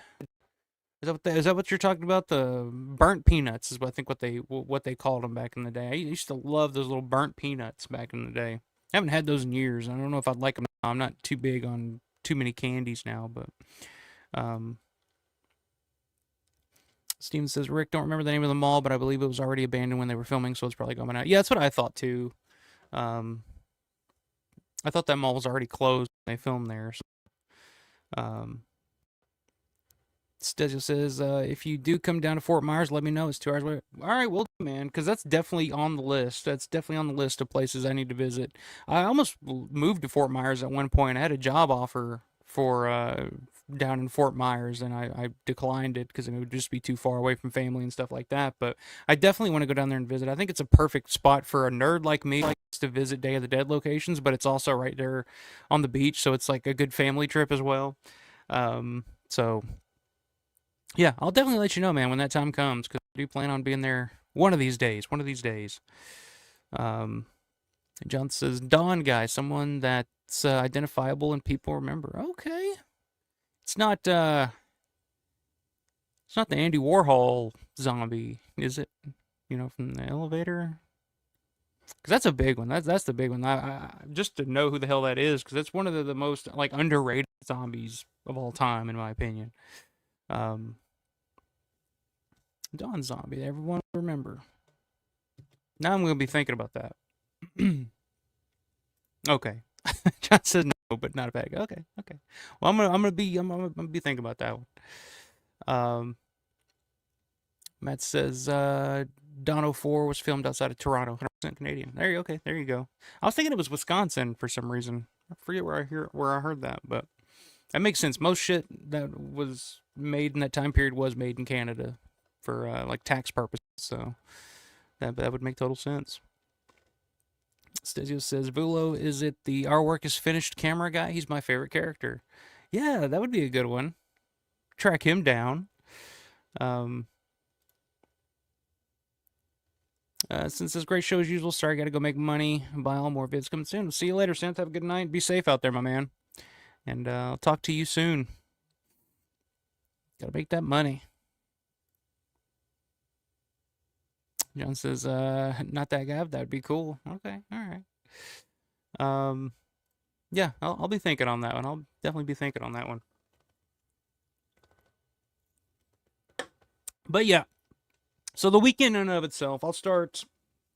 Hold on, let me crack open another iron while I reset my brain, gather my thoughts here. So really, the weekend kind of started. I drove up Thursday, got there late Thursday night, and then Friday morning, got up early Friday morning, and met up with Michelle, and we headed down to the Romero archives. And this is the second time that I visited the archives. I think this was her third time, but wanted to go. Like I said, been really wanting to find out more about the early days, latent image era stuff. See some stuff from Jack's wife. Vanilla. I really wanted to see if I could find out more, because I know when Matt was there back in June, he found that piece of paper that had all the like cast and crew members listed for There's Always Vanilla, and it had what they were making per week, and it had Judy $500 a week, or maybe $250 a week, Ray $250 a week, and then at the bottom it had Dwayne $125 a week. Those were like the three main cast members in there. So the only Dwayne that I know of that could have been associated with that project at that time is Dwayne Jones. But that's the only thing that he saw that had Dwayne Jones attached to that. I've never heard anybody in any interview or anything ever say like, oh yeah, Dwayne was originally supposed to play such and such, Michael Dorian or whatever, and There's Always Vanilla. So I was like, I'm gonna go through all this stuff and see if I can find anything else that just remotely mentions. Of course, they had like the budget proposals and stuff like that in this folder where they were trying to sell. Because I think they were originally trying to get $200,000 for There's Always Vanilla, but they only ended up getting like 100,000, I think. So I was just that was a big one. I wanted to see if I could find anything else that would link Dwayne Jones to There's Always Vanilla. No luck. Didn't find any other mention of it. So I don't know. That'll just continue to be a mystery, I guess. Wanted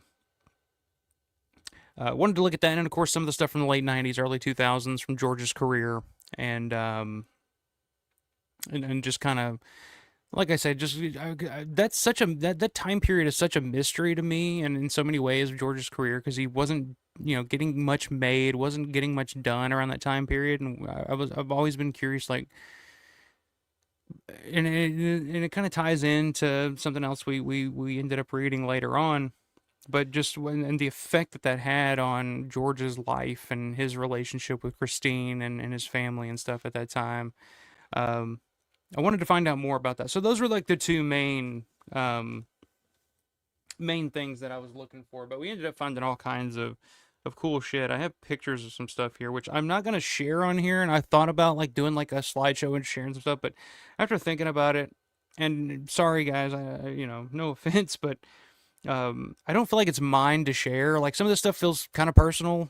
If you're at the archive and reading it, and looking at it for yourself, like it's one thing, but I don't feel like it's mine to really share to the world. So I decided not to do, not to share too much, but I'll share just a couple of little things here if you guys can see. So what Matt was talking about earlier, there's George's latent image binder from back in the day that had like his schedule and his list of contacts and information. It had his calendar.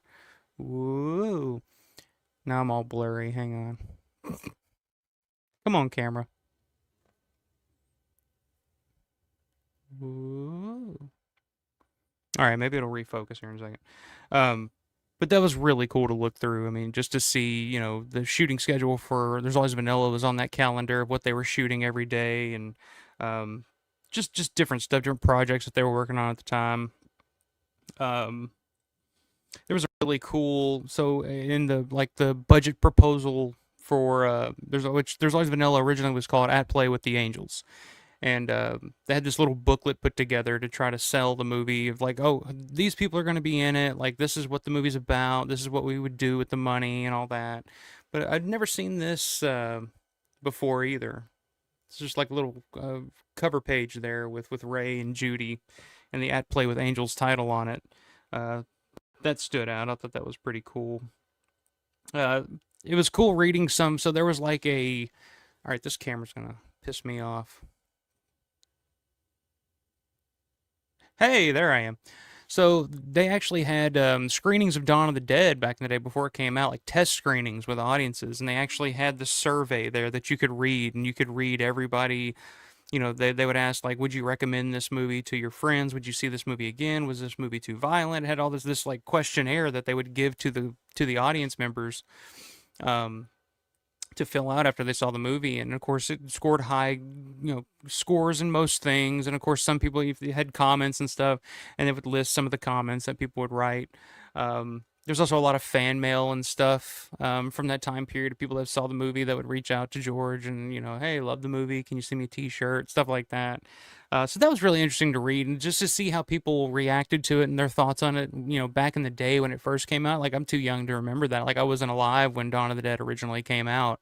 So it was interesting reading all of, like, the critiques and what, people thought of it at the time.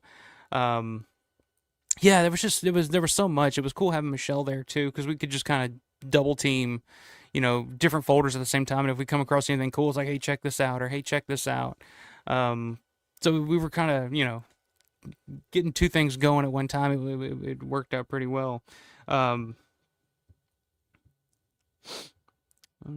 trying to think. There was also a letter in there that I thought was pretty cool from Keith Wayne, that Keith Wayne wrote to Judith Ridley shortly after the film, after Night of the Living Dead had come out. I think it was dated September 68. I can't remember the exact date, but it was 68. It was like right when the movie came out.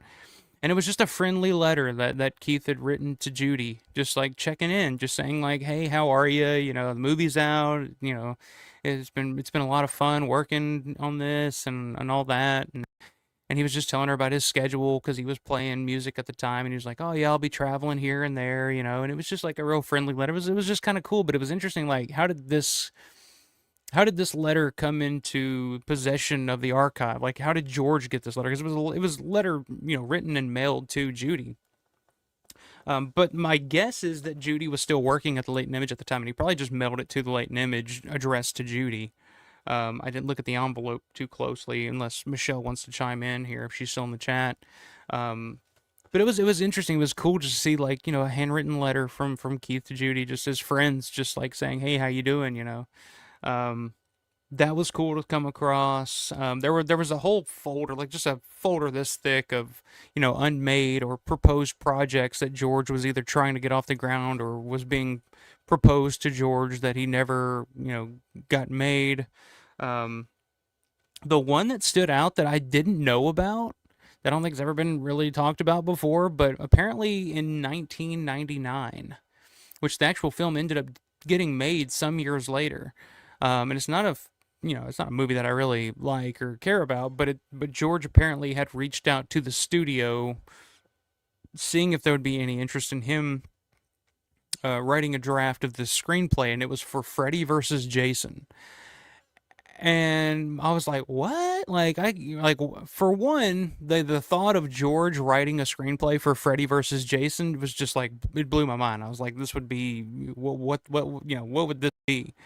But it also pointed out, like, this period in George's life in 1999, this period in time in his career where he was really struggling and was just desperate to get anything made, because I think the last thing on earth George would ever be interested in making would be Freddy versus Jason, because George always talked about for years and years and years, he'd say, like, I have no interest in ever doing anything like a Friday the 13th or a Freddy Krueger movie or anything like that. That just wasn't his style. He wasn't a slasher guy in that type of way. It just never would interest him.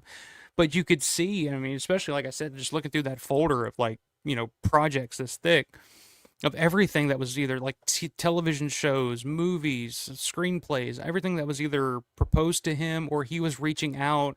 Like that was the thing about the Freddy versus Jason. It wasn't like they reached out to him to say, "Hey, do you want to take a pass at the screenplay?" It was George reaching out to the studio saying, "Hey, would you guys be interested if I took a stab at this?" And George was just desperate to get anything made at the time. He just wanted anything done. So it's crazy to me to just think that like George at that time period was just like, all right, fuck it, I'll do Freddy versus Jason. I just want to make something. So I thought that was interesting. The letter was actually from the studio to George, which is why it was in the archive's possession. And the studio was just like, no, we're not interested right now. We have, because you got to think 1999, George was just kind of like, oh, that's the guy from the 80s and the 70s. Like, that's yesterday's news. We're looking for the next Kevin Williamson to do this type of thing. So yeah, that it was kind of like, damn, I hate that George was in a position at that point in his career where he was reaching out to do Freddy versus Jason, But yeah, let me look through if there's anything other substantial that of course, we looked at some Martin stuff. There's some great photos, a lot of behind-the-scenes photos and stuff that I'd never seen before from the set of Martin. Some behind-the-scenes photos from Jack's wife that I'd never seen before that were really cool. There was a letter here with the original proposal that George wrote to Richard Rubenstein, where George talked with AIP about making Dawn of the Dead in the early 70s as an all-black cast, as like a blaxploitation type of film, and George was like, yeah, I'm not against that. And of course, that was when, they suggested that O.J. Simpson play the lead character in it. So that was really interesting. That original letter's in there. There's a budget breakdown of Martin from 1975 when it was still titled Blood. Some stuff from Creepshow that Michelle came across that was really interesting, like some reaching out to different locations, saying, "Hey, can we shoot at your house?" type of stuff. It's amazing that George kept all this stuff all those years, and from what I hear, a lot of it the archive bought from Christine Romero because George just kind of left it when him and Christine split up. Like Christine, held on to a lot of this stuff, and yeah, like it's crazy that all this stuff survived all these years. Just every little, like there was just like random stuff in there that's just like, why would anybody hang on to this? There was like the canceled contracts for George and Christine's gym memberships were in there. It's like, what? Like why would you hang on to that? But it's just it's interesting to see. Here's a letter from CBS rejecting the Crazies. I guess Richard Rubenstein in the mid-'70s submitted the Crazies to CBS as maybe like, hey, would you like to show this, this movie on your channel sometime? And CBS wrote back and said, nah, not really our thing. Here's what it says. Actually, I'll read it to you.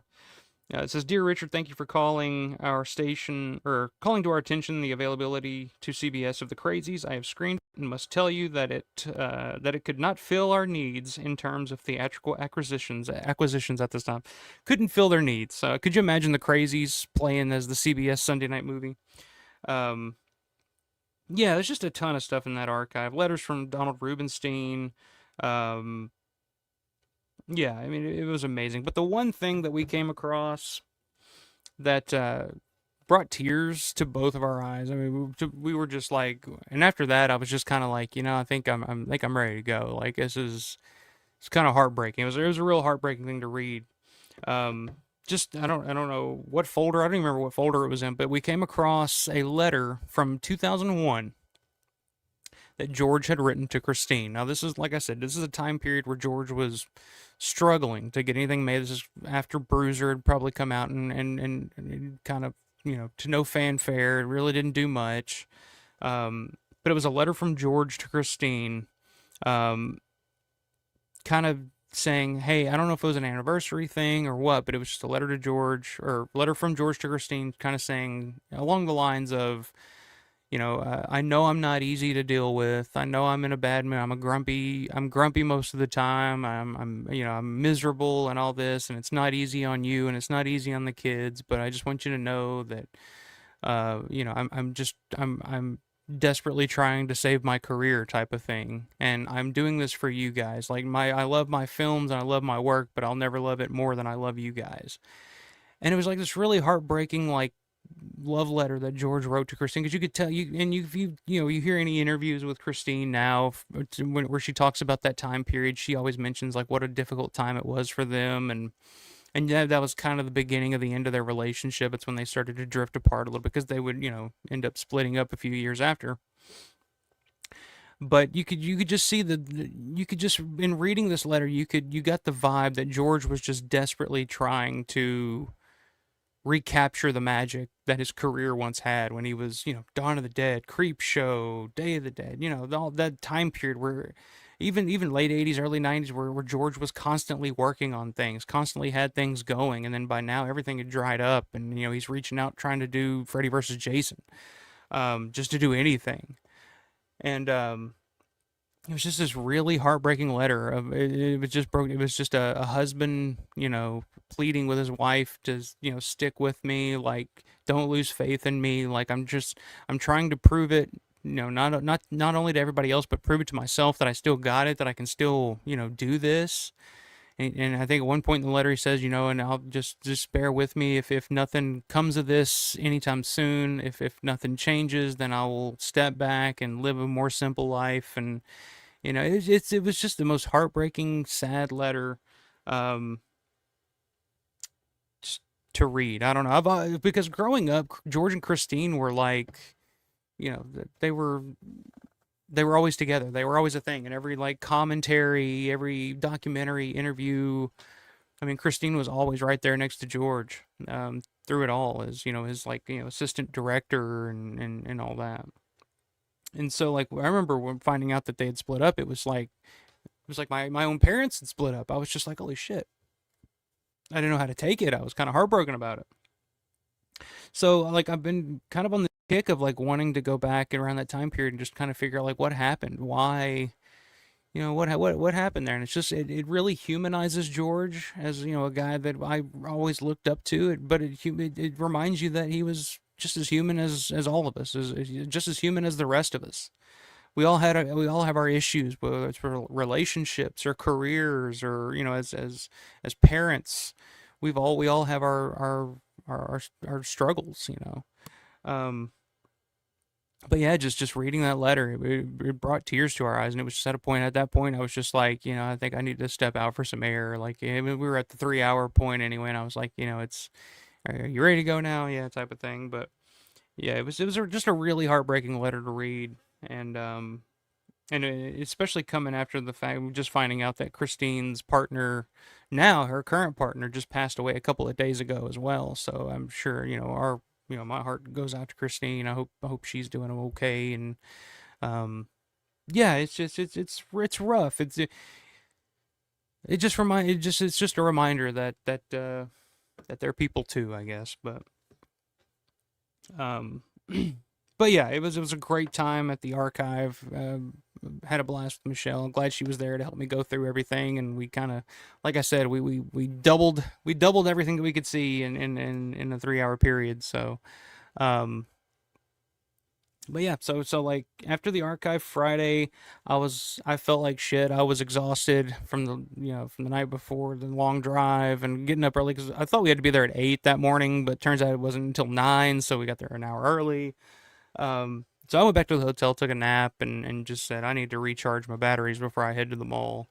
Um, so I went to the hotel, took a nice little 2 hour nap, and just felt 10 times better after that. So went to the mall, met back up. By that point, Will had arrived. Synth was there. So met up with those guys in the food court, had a coffee, and then just walked around. And I will say about the Living Dead weekend in October, it was a smaller show for sure. It was much smaller than it normally is. Um, there was one vendor hall, well, two technically, but one real vendor hall this year. One of the halls was just kind of like a hangout spot where they had all kinds of, where the photo ops were set up. That's where they had the Return of the Living Dead guests. Um, they had displays and stuff from props and stuff that they'd built from over the years for the photo ops, which is pretty cool. That's where they had the after party from the Return of the Living Dead screening that Friday night. So we're going around, just walking around, checking out the vendors and saying hi to some of the guests and stuff like that. And I think that's when I ran into UB from Dead Pit. He was walking around, so I talked to him for a little bit. Trying to think who else did I run into on Friday. Of course, Larry was there. He was. I think he was getting ready to start his tour.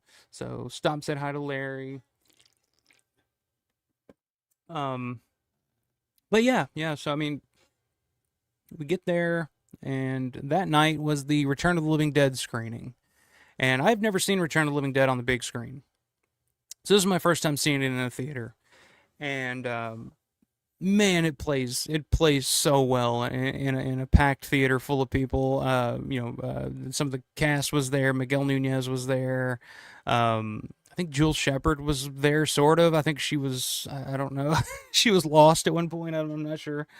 But that was a hell of an experience. It was great seeing Return of the Living Dead on the big screen with the crowd, with an audience that cheering in the right spots, quoting the movie. I mean, it was like Rocky Horror Picture Show, and I mean, what a perfect movie to see in a theater, in that type of party atmosphere, And I gotta say, like, I love that movie, Return of the Living Dead.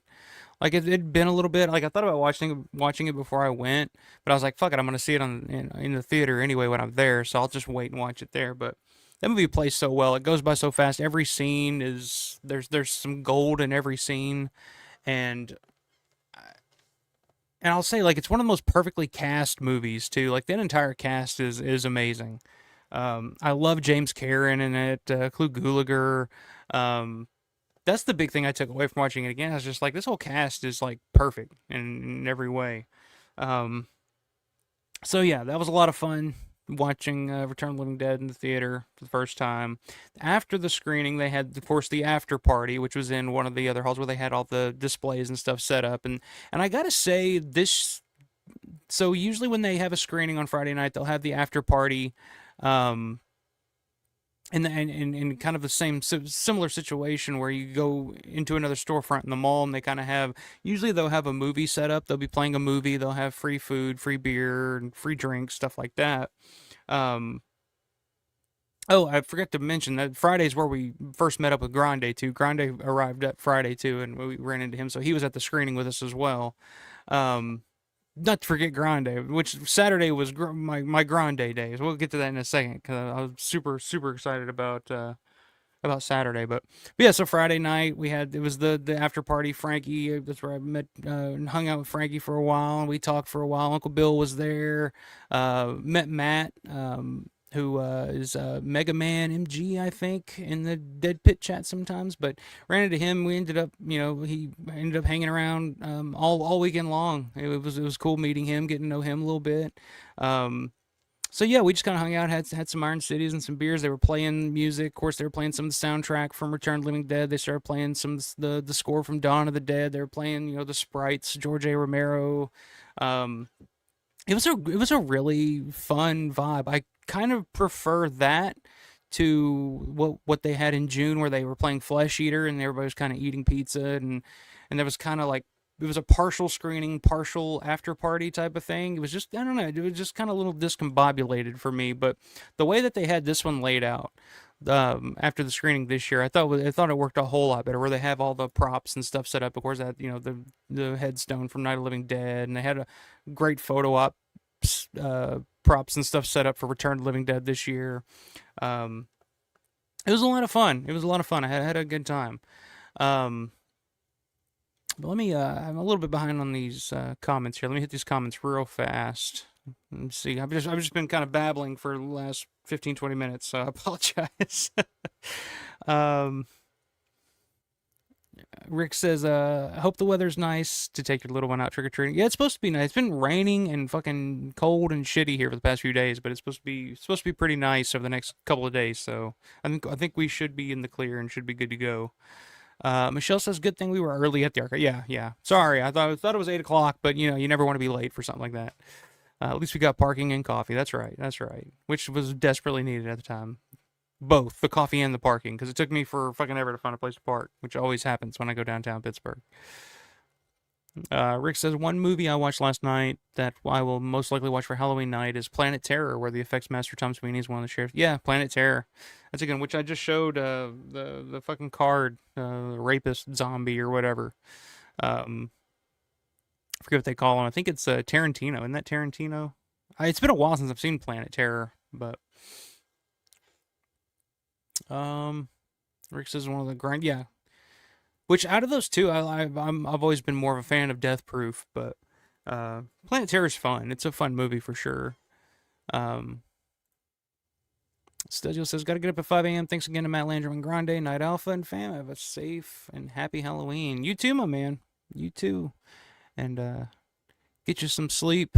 God, if I had to be up at 5 a.m., my ass would not be doing this right now. So I appreciate you hanging in there as long as you did, man. Have a good day tomorrow, and good Halloween. Everybody have a happy Halloween. There you go, Michelle. Michelle says the letter was dated March 9th, 1968. There you go. For the letter from Keith Wayne to Judy. That sounds right. Steven says, I would have loved to see what Romero would have done with that. Could he have elevated the material, or would it have been a massive failure? Freddy vs. Jason by George A. Romero. Yeah. I couldn't believe that either. I'd never heard of that. Usually you would hear like, oh, George, especially during that time period, because that was, the internet, you still had, people talking on the internet, but yeah, I couldn't imagine Freddy vs. Jason written by George A. Romero. That would have been something.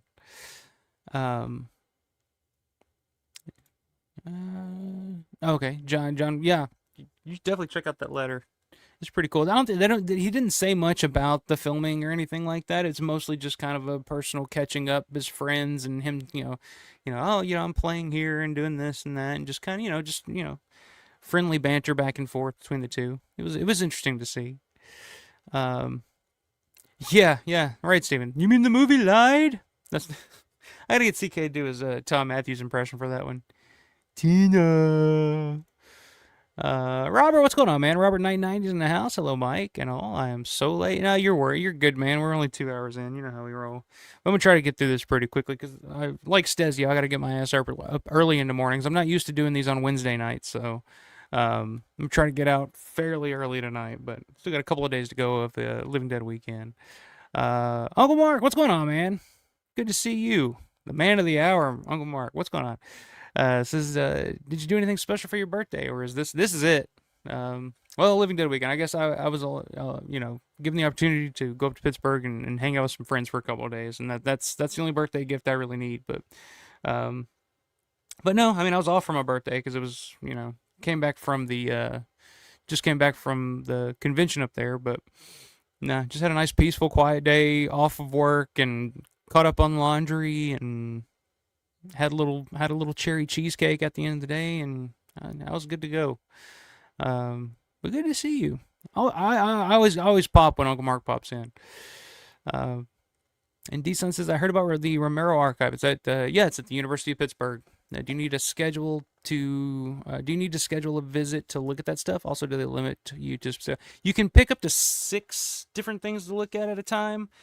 But yeah, it's totally free. All you have to do is go to the University of Pittsburgh website, look up the Romero archives, and then request a viewing time. And then you'll pick 6. You can pick up to 6 different things. Which all you have to do is pick one folder, and they'll pull the whole box out for you. So if there's if you want to see something all in the box, you just pick one folder. They'll pull it all out for you. So it's limited to 6. But yeah, all you gotta do is email Ben Rubin at the archive at the University of Pittsburgh website. Let them know when you want to come, what time, and what you want to see, and it's not too complicated, but it's totally worth it. If you're a fan, it's definitely worth it. Thank you very much. Thank you. 37. I can't get that number out of my head. I'm like, Jesus Christ, how are you 37 already? Old man Mike. So yeah, that was pretty much Friday. Like I said, we met up with Grande Friday, and then Saturday was the big day. We all got up early. We all met up at the hotel, and we took a trip out to find the Tales from the Dark Side bridge, which is called the Turner's Covered Bridge, and it's about an hour and a half drive outside of Pittsburgh. So it was a little bit of a trip. So we got up fairly early, met down in the lobby. I was eating a little breakfast. Ian McCullough from Zombie came down. Michelle ended up going and chatting his ear off for 10 or 15 minutes, which, by the way, Ian McCullough, of course, played Peter West in Zombie and was in Zombie Holocaust, and you couldn't ask for a nicer, cooler guy. We ended up getting his signature, getting him to sign an 8x10 to send to Matt, because Matt's a huge Fulci Zombie fans, and he didn't have anything from Ian McCullough, and Grande came, was like, hey, I want to get this for Matt. And I was like, that's a great idea, and I threw in on it, and of course, he signed it, and then we ended up sitting there talking to Ian McCullough at his table for, it felt like 25, 30 minutes. I mean, you would just ask him something. He would just tell you stories and stories. He told stories about, working with Peter Cushing and going and having dinner at Peter Cushing's house, and, working with Vincent Price and working with Fulci, and just the nicest guy in the world. You couldn't have asked for a better experience with a guest than with Ian McCullough. So I'll fully endorse anybody out there that's ever wanted to meet him. If you get a chance, definitely get a chance to meet or take up the chance to meet Ian McCullough. So we're eating breakfast down there. Miguel Nunez comes down, which I got to say this too about. I'm just talking about guests here for a second. Miguel Nunez was a riot all weekend long, like just in the best of spirits. He came down, grabbed a little breakfast, sat down next to Grande, and they were chatting for a while. Like he was just sitting there eating breakfast next to Grande. I was like, this is so fucking surreal. Like I'm sitting over here with fucking Peter West from fucking Zombie, and there's fucking Demon from Friday 5, and I'm just like, what is going on here? But it was so cool, and yeah, Miguel Nunez was like, just, I don't know, he was just he was just cutting up all weekend long. Like I remember at one point just walking through the vendor hall, and he's sitting and there's this little girl at one of the vendor tables that was like playing with like a makeup brush, pretending she's doing her makeup, and he was just sitting there like, oh girl, you so pretty, and I was just like, what is going on here? And we were leaving Sunday. He was sitting outside smoking. He was like, oh, you ain't leaving yet, are you? I'm like, no, we're not leaving yet. We're just leaving the hotel. I don't know. I've heard people I know, CK and Uncle Bill, have had bad experience with him in the past, but I've never seen or gotten that vibe from him ever. He just always seems totally up for a good time, and it's always been cool fans. So, and I don't know. Maybe it was just a bad time for him, but so Saturday we get up, we all meet, me, Grande, Will, Michelle, and Synth. We all get up, we take the drive out to find the bridge from Tales from the Dark Side. And like I said, it's about an hour and a half drive, so it's a little bit of a trip, kind of out in the middle of nowhere, which is a perfect time to see, Western Pennsylvania in the fall. All the trees, the leaves on the trees are changing. I mean, it's a beautiful drive out there. And like I said, and I said this over the weekend, it's like when you go and you try to find these locations, it's just a good excuse to get out of your comfort zone, get out of the city, and see parts of the country that you would otherwise never see. Like there's no reason for if you're just visiting Pittsburgh on vacation, there's no reason to make that drive all the way out there, unless you're looking for that bridge, and you get to see all kinds of cool shit along the way.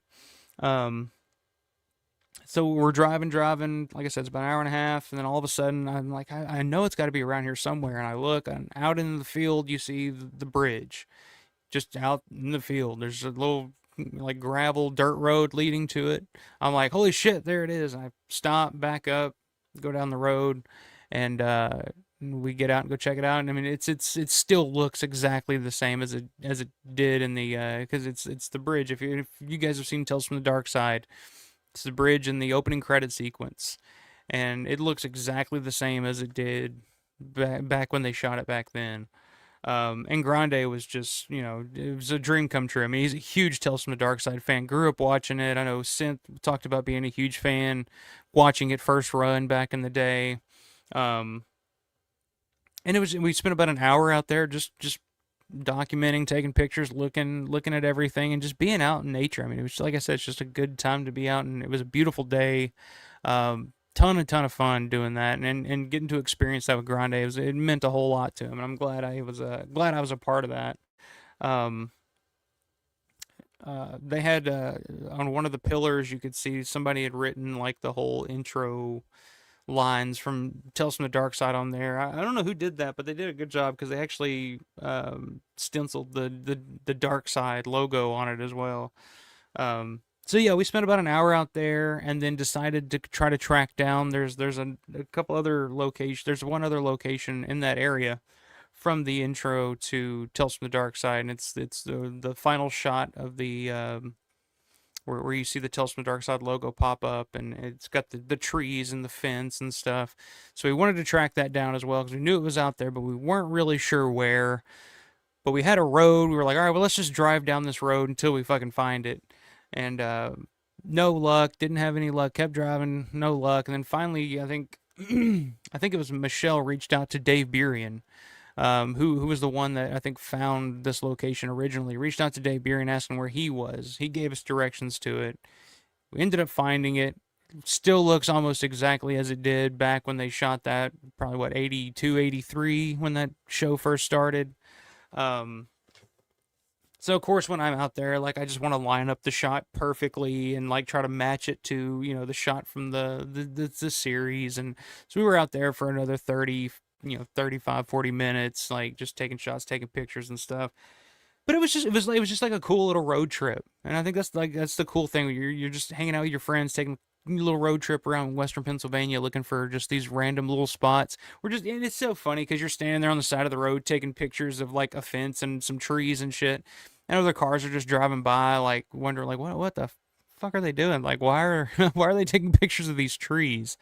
I'm sure it was a little weird for them, but it was such a fun time, and like I said, we spent probably the first half of the day doing that, just driving all around. We ended up coming across the memorial site for the United 93 crash site from 9/11, which I had no idea was even out there. Just driving through these little towns and stuff on these back roads, and Legionnaire, and all these other little towns that you'd never visit for no other reason than if you were looking for these locations. So yeah, it was great to be a part of that, and to see Grande living out his childhood dream of being at these locations, and it was just cool. It was the first time I'd been to them as well, so so that's what we did on Saturday. Got back to the mall on Saturday. I think that's when I ran into Ben Gebhardt. First time seeing him, talked to him for a little bit. It's great seeing, talking to him as always. Also ran into Eric Walter and Josh Taylor, they're two cousins. So Eric Walter, if any of you guys are members of the Living Dead Weekend page on Facebook, he put together from June. He's a documentary filmmaker and editor, and he was there filming all weekend long, and he put together this beautiful like 5-minute video package from the event in June that's on YouTube. If you want to look it up, just type Living Dead Weekend June 2025 from Eric Walter. I think you probably find it. But I ended up just standing there talking to those guys. It seemed like for about 45 minutes. Like, those are just super cool guys. Huge Romero fans. I'd love to get them on the channel sometime if they ever have any free time to do it. So yeah, and great meeting those guys and talking to those guys for quite some time. That's also when we got the autograph from Matt from Ian McCullough and met him. I think I got a Charlie's cheesesteak at the the fucking food court because I was starving at that point. So yeah, so I mean that went on. We were there just hanging out at the mall, hanging out at the convention, and then trying to think what else, if I make sure I'm not missing anything. Ran into CK finally, Creepy Kentucky from Dead Pit. Ran into him out in the parking lot as we were leaving, getting ready to go to the Return of the Living Dead screening. Talked to him for a short period. You could tell he was already fucking wore out. Or I'm sorry, the Dawn of the Dead screening, I'm sorry. You could tell he was already wore out. I was like, yeah, we're getting too old for this. But yeah, so I mean, Will Welfley, ran into Will, hung out with Will. Trying to think what fucking else we did. But anyway, Saturday night before the screening was the VIP party. So we went there first. We did the VIP party first, which I ended up just kind of hanging out talking to Vula. We just kind of went off into the corner by the stage and just just wanted to talk to Vulo because that was the first time really I'd got to see and talk to Vulo since I got there. So we just kind of stood there, talked. He pulled out the tablet and was showing me some really cool shit that, like I mentioned, coming up in that Night of Living Dead book coming out next year, and telling me about what he'd been up to that whole week because Villa was there for the whole week, and I mean, he was checking out locations for places that I had no idea were there or even heard of. I mean, this man tracked him down. He's got him. So he was showing me that, and uh,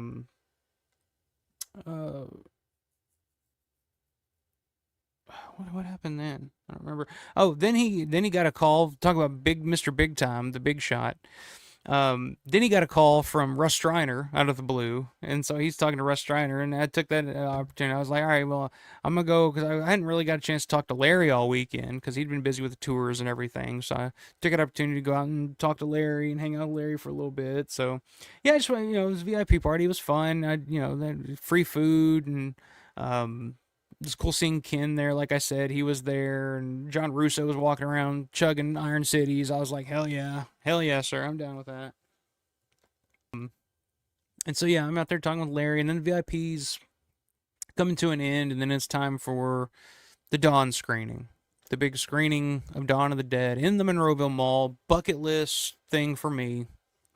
And like I said, by this point, I'm fucking exhausted. Like I'm burned out. I'm just like, I'm seriously thinking I might fall asleep in the middle of this film because I mean at this point it starts at 11 o'clock at night, and I know Dawn of the Dead's about 2.5 hours, so I'm thinking, all right, we're gonna get out, and it's gonna be well past 1 o'clock before we get out of here.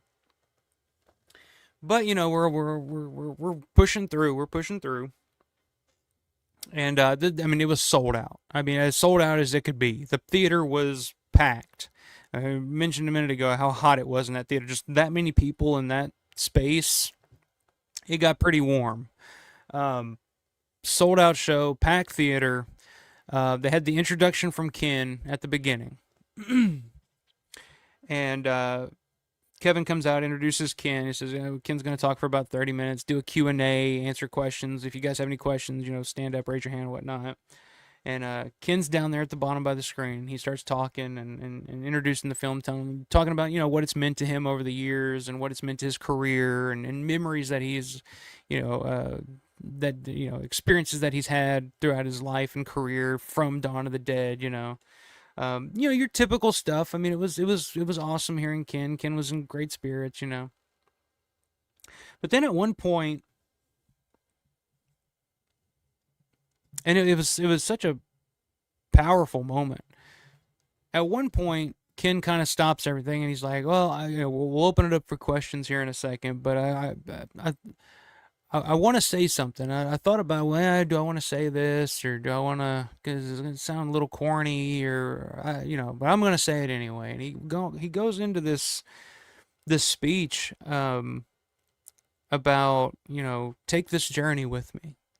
Here in the mall, maybe the last time, come with me into the ducks, go with Steven into the boiler room as he's shooting the zombies, go with Franny as she's putting on the makeup. And he's just giving this like beautiful, really reflective speech about like lose yourself in the movie. You are us. You are the characters in this movie. Come with me, type of thing. And it was like when he's at this point, like when he's talking, like you can hear people coming in and getting their seats and people eating popcorn and there's some murmurs here and there. But when he starts going into this soliloquy or whatever you want to call it, you could hear a mouse pissing on cotton in that theater. Like it was silent. Like everyone leaned in and got quiet and was listening to what Ken Foray had to say, and it was just incredible speech and just an incredible thing for him to say, and then opens it up for a quick Q&A, like about 15 minutes of Q&A from different people in the crowd. But yeah, that speech just kind of set the tone. After that, I was ready. Like, I was ready. Like, I've seen this movie 500 times at this point. I'm ready for 501 after that. Like, I'm just like, hell yeah, let's do this. So Ken introduces the movie starts. And again, like with Return of the Living Dead, it's like Rocky Horror Picture Show. I mean, crowds cheering at it, you see characters pop up, crowds getting into it, crowd cheers, people are quoting the movie, people erupt when the head explodes at the beginning, and it's everything you'd want a packed theater full of diehard Dawn of the Dead fans seeing the movie in the Monroeville Mall, everything you'd want it to be. So it's just playing great, and I'm sitting there, Grande over here, Synth over here. Like, this is the first time since seeing the movie in a theater. Like, Synth never saw Dawn in the theater, and never has. So this is his first time, and I'm just eating it up. Like, it's playing so well. And to go back to what we were talking about earlier, like, it was the best this movie's ever sounded in a theater for me. Like, the sound system was perfect. Like, the music banged, the gunshots boomed. It was great. Sounded great. Looked great. I don't know what transfer or what they were using for this screening, but it looked fantastic and sounded amazing. Dealing with a question here, what cut was Dawn US? It was just the US theatrical cut, which is the only version that I think Richard will allow to be shown. So, because I've never seen a screening of the Cannes cut or the Argento cut, really, but I think that's probably more of a European overseas type of thing. But yeah, it was the US theatrical cut. But yeah, I mean, it was great. But there came a moment in the movie where I got a little overwhelmed, and I'm not just saying this to fucking be dramatic or whatever, but I literally teared up. With everything that's, going on with the mall and the future of the mall and everything, and so there's the point in the movie. So when they get to the mall first, everybody knows that scene when it cuts, and there's the mall. First of all, as soon as that hits, the crowd erupts. Like, the theater just erupts in applause because there's the mall, which further proves my point that mall is the main character of Dawn of the Dead. Like, that's the drawing point. Like, coming to Living Dead weekend at the Monroeville Mall is like the main guest. The Monroeville Mall is like the Robert Englund of the show, or the Sam Raimi or whoever, the John Carpenter of the show at this point. Like, going to the mall is the star. So when that mall pops up and you get that boom, boom, boom, boom, boom, boom, boom, boom, crowd fucking blows. And like I said, the sound is fantastic, and so that score, the Goblin score, boom, boom, boom, boom, boom. I mean, it's pulsating and it's pounding. I mean, it's fucking loud, and I was like, holy shit, and that's one of my all-time favorite scenes ever. Is just when they get to the mall and they're exploring and looking around and trying to figure out, how do we get in there. It was amazing. But there's a moment in that scene, when Francine and Steven are looking down into the mall, and Fran says, "What are they doing? Why do they come here?" And Steven says, "Some kind of instinct, a memory of what they used to do. This was an important place in their lives." I teared up. It was like it hit me. Like, it was like I got some kind of like chills or something, like, because here it is on the big screen.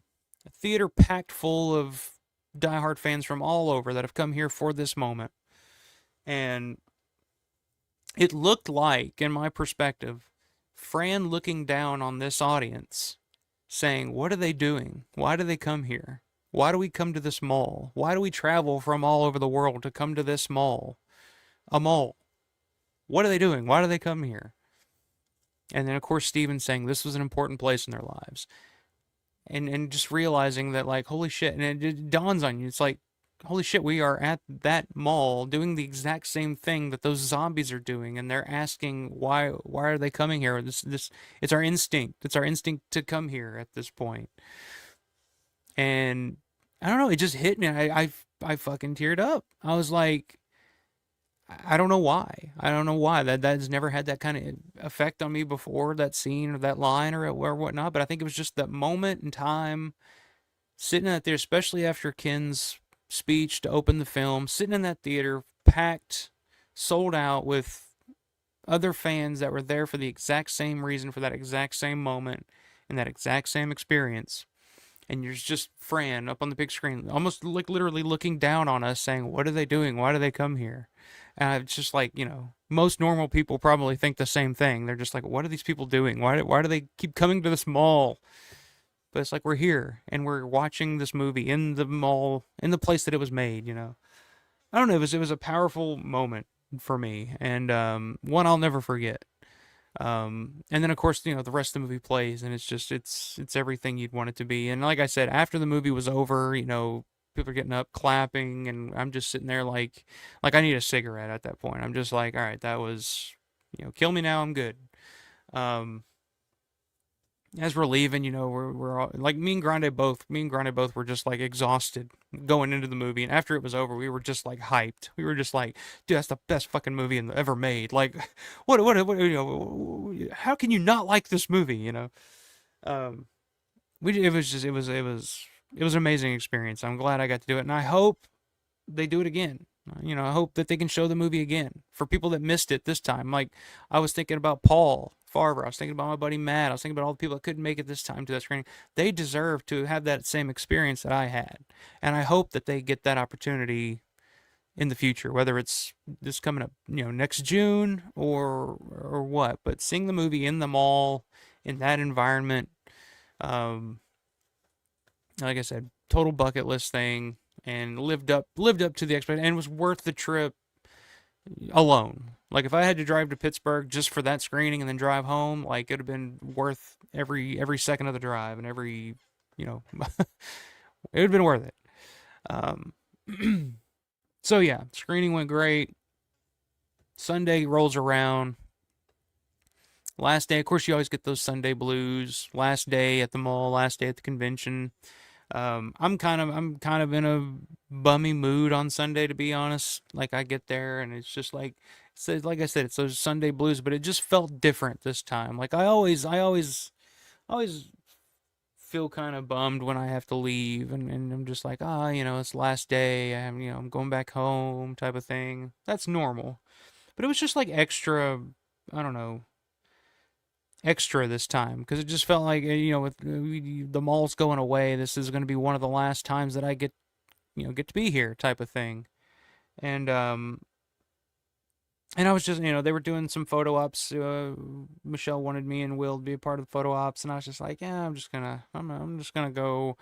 I'm gonna have some time to, to the mall for myself, type of thing. Where I just went for like an hour and a half, and just kind of just walked around the mall, and I went outside and walked around the perimeter of the mall, because I've never done that before. It's one of those things where it's like, oh, what have I not done yet that I need to do now before it's too late? I've never actually just like walked around the outside of the mall. So I just went outside and just walked around the outside of the mall just by myself, just being very in the moment, being present with that. Because when you're there and you got the convention and everything going on, and you're seeing all these people and you're talking to all these people, and you're having a great time, but it kind of gets lost in translation somewhere, that you're at the mall, and you take it in.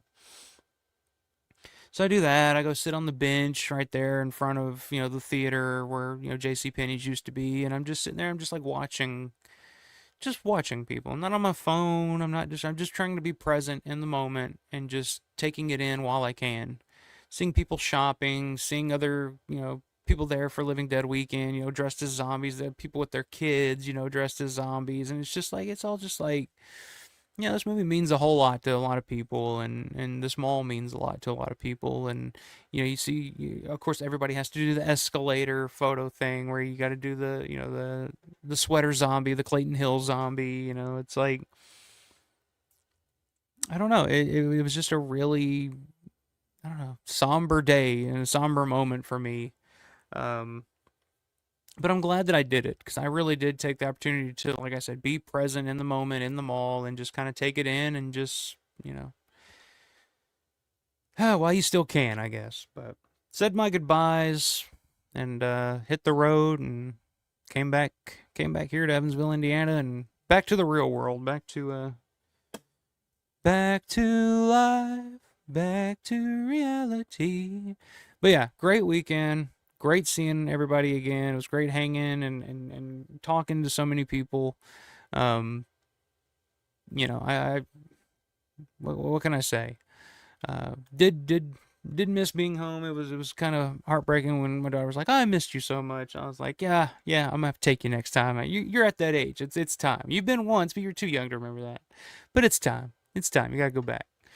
Um, but yeah, sorry about that, guys. I just had to get all that out. Like I said, you sit on this shit for a couple days and it's in your head and you got to get it out. And um, but yeah, that's pretty much the entire experience. If I missed anything, I apologize. But it was a great time. Had a wonderful time as always, and I look forward to next year.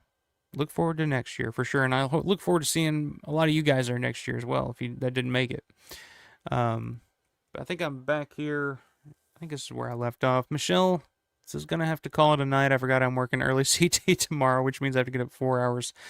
Well, God bless you. I hope you get a little bit of sleep. But had a great time over the weekend. Always good to see you. Hope you have a good day at work tomorrow. Hope you're not too damn tired, which, you're used to operating on very little sleep. So, Michelle says, living good weekend was awesome as always. Can't wait to do it all again in June. Happy Halloween, everyone. That's right.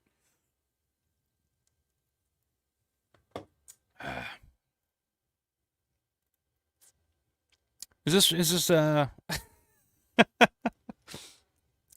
Is this aimed at me? Get that fucking idiot off the air.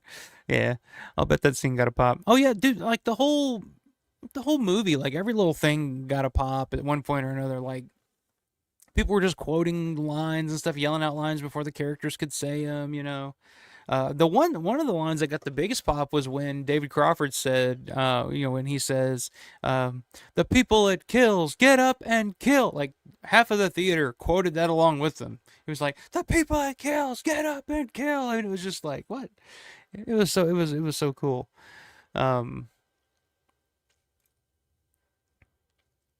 Rick says, "Hey, for any Lost in Space fans of the TV series, actress June Lockhart, who played the space family mother, Miss Maureen Robinson in the series, passed away just last week at the age of 100. Sad news.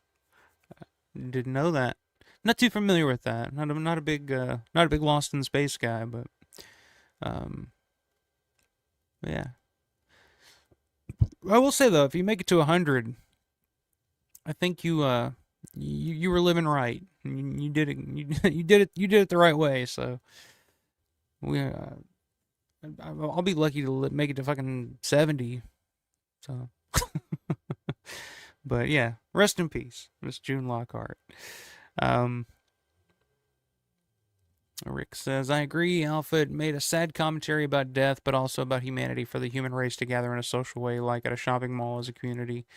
Yeah, but and it's so funny because I know if George was alive, he'd be like, "Oh, why are you coming like still to this mall?" Like he'd be like, "Yeah, I knew you would all flock to this mall, and you couldn't stay away from it." Um, but I mean, it's I mean, I guess we're kind of there to shop, buy things at vendor tables, I guess. But yeah, it is. It's just like a full circle thing. It's like here we are still, you know coming to this mall for one reason or another. It's still drawing us in like zombies. So, Rick says, in a positive message, we need each other as your fellow human being. I agree. I agree. I wish more people thought that way. We'd probably be in a better situation these days. But what can you do? Rick says, even as mythical zombies. Yeah, yeah. Steven says, movies and music can have that effect on you under the right circumstances. I got misty once watching Dark Knight when Commissioner Gordon tells his kid why they have to hunt Batman. Yeah, I remember, getting that. That was a good one, too. Which I'm one of those guys that's real situations in life, it's tough for me to express my emotions and really cry and do that. Like I always feel like I gotta stay strong. I gotta be, I gotta, bury it, and deal with it later type of thing. But man, movies, music, like that's the stuff that can get me fucking boohooing like a fucking baby. I don't know why. It's just like the right movie, the right scene with the right score, like will get me every time. And it doesn't take much. Like, honestly, it doesn't take much. But this was different. This was just a different, because it wasn't like something that the movie itself intended to make me feel. Like, it wasn't like a sad scene. It wasn't like a dog dying or something like that. It was just, I don't know. It was just like this surreal moment where I like dawned on me that I'm just like, oh, I'm sitting in this theater in the mall where this movie was made, and here's Fran looking down saying, well, why do they keep coming here? I'm just like, I wonder that myself. Like, but I can't help it. Like, it's just like the zombies in the movie. I'm just like, they just know they want to be in here. Like Ken said, like Peter says, remember that they want to be in here. What the hell are they? They're us. That's all. Um, Steven says, Soul to Soul. Wow, I don't think you were old enough to remember that one. No, I don't. Soul to Soul. I don't know that one. But yeah, so that's my recap. Living Dead weekend. Had a great time as always. Great seeing everybody. Getting to meet some people for the first time and getting to see old friends is always great as well. And like I said, contracts are signed. It's all but official. It hasn't been announced yet, so I'm breaking a little news here, I guess. But June 12th through the 14th next year, 2026, Living Dead weekend at the Monroeville Mall, the largest Dawn of the Dead reunion ever assembled. I'll be there. I hope to see you there as well, because it's, we don't have very many of these left. So, oh, I was like, Soul to Soul. Okay. Oh no, I remember that one. I remember that one. I didn't know that's who sang it. I just know the song. But Rick says, I get that way misty eyes near the end of Poltergeist when Caroline is saved by her mother, Jo Beth Williams, when they were pulled through the gate, the hell gate, and the medium says, this house is clean. Yeah. It's been a long time since I've seen Poltergeist. That'd be a good one to watch for the Halloween season. I'm trying to think of what I'm going to watch. Like I said, I know Halloween on Halloween, and that's kind of a tradition, and I'm sure I'll watch it with Everly. I'm kind of in the mood to watch Phantasm again. Thanks a lot, Matt and Grande. But I think a good double bill for Halloween would be like Phantasm and Suspiria. What do you guys think? I think that's a good Halloween double bill. Celebrate. So I might do that. Yeah, 2 hours and 40 minutes on a Wednesday night. I got to get up and go to work in the morning, so I think I'll call it there. But glad to see everybody in the chat. Like I said, I'll be back not this weekend, but the following weekend. I got some guests lined up, talking. Like I said, talking to Matt Blas, even trying to get him on. I think that'll be a really fun Collecting the Dead episode to do with him. Got some other things up my sleeve. Some other things coming up, so stay tuned. You can always find me. Most likely next time it'll be on the weekend, so we can stay up later and party a little harder next time. But yeah, everybody check out shop.Romero.store. Check out the designs on there. Buy something if you're so inclined. I don't make much money off that, but I just think it's cool that that somebody would think that, oh, this design's cool, because I think it's cool, and that's why I did it. But yeah, check it out. Shop.Romero.store. Make sure giving the video a big thumbs up and subscribe if you're watching for the first time. And yeah, so I think that will just about do it for me tonight. Let's see, I got a few more comments here. John, it was a pleasure seeing you again, my man. And hope you get to feeling better. Hope you kick that sinus infection. Steven says art can move you in ways you don't expect. It's not always when the artist intended. That's true. That's usually the best art that does it. That's usually the best art when it's not an intended thing, but something hits deeper on a deeper level. I think that's the best. That's the best kind of art. Bonnie, good night. Happy Halloween as well. Happy Halloween, everybody. Go out, trick or treat, get some candy, watch some horror movies, carve some pumpkins, pop some popcorn. However you celebrate Halloween. Hope you have a good one. Rick, always a pleasure, my man. Good to see you as well. Steven, always a pleasure. Thank you very much. I appreciate the birthday wishes. D-Sun, good to see you again, my man. I hope to see you in June. Hope to see all of you in June. So now is the time, as Flyboy types out. But yeah, so that'll be it for me. You guys have a great rest of the week. Great weekend. I will see you guys next weekend. But until then, stay safe, stay prepared, but always stay scared.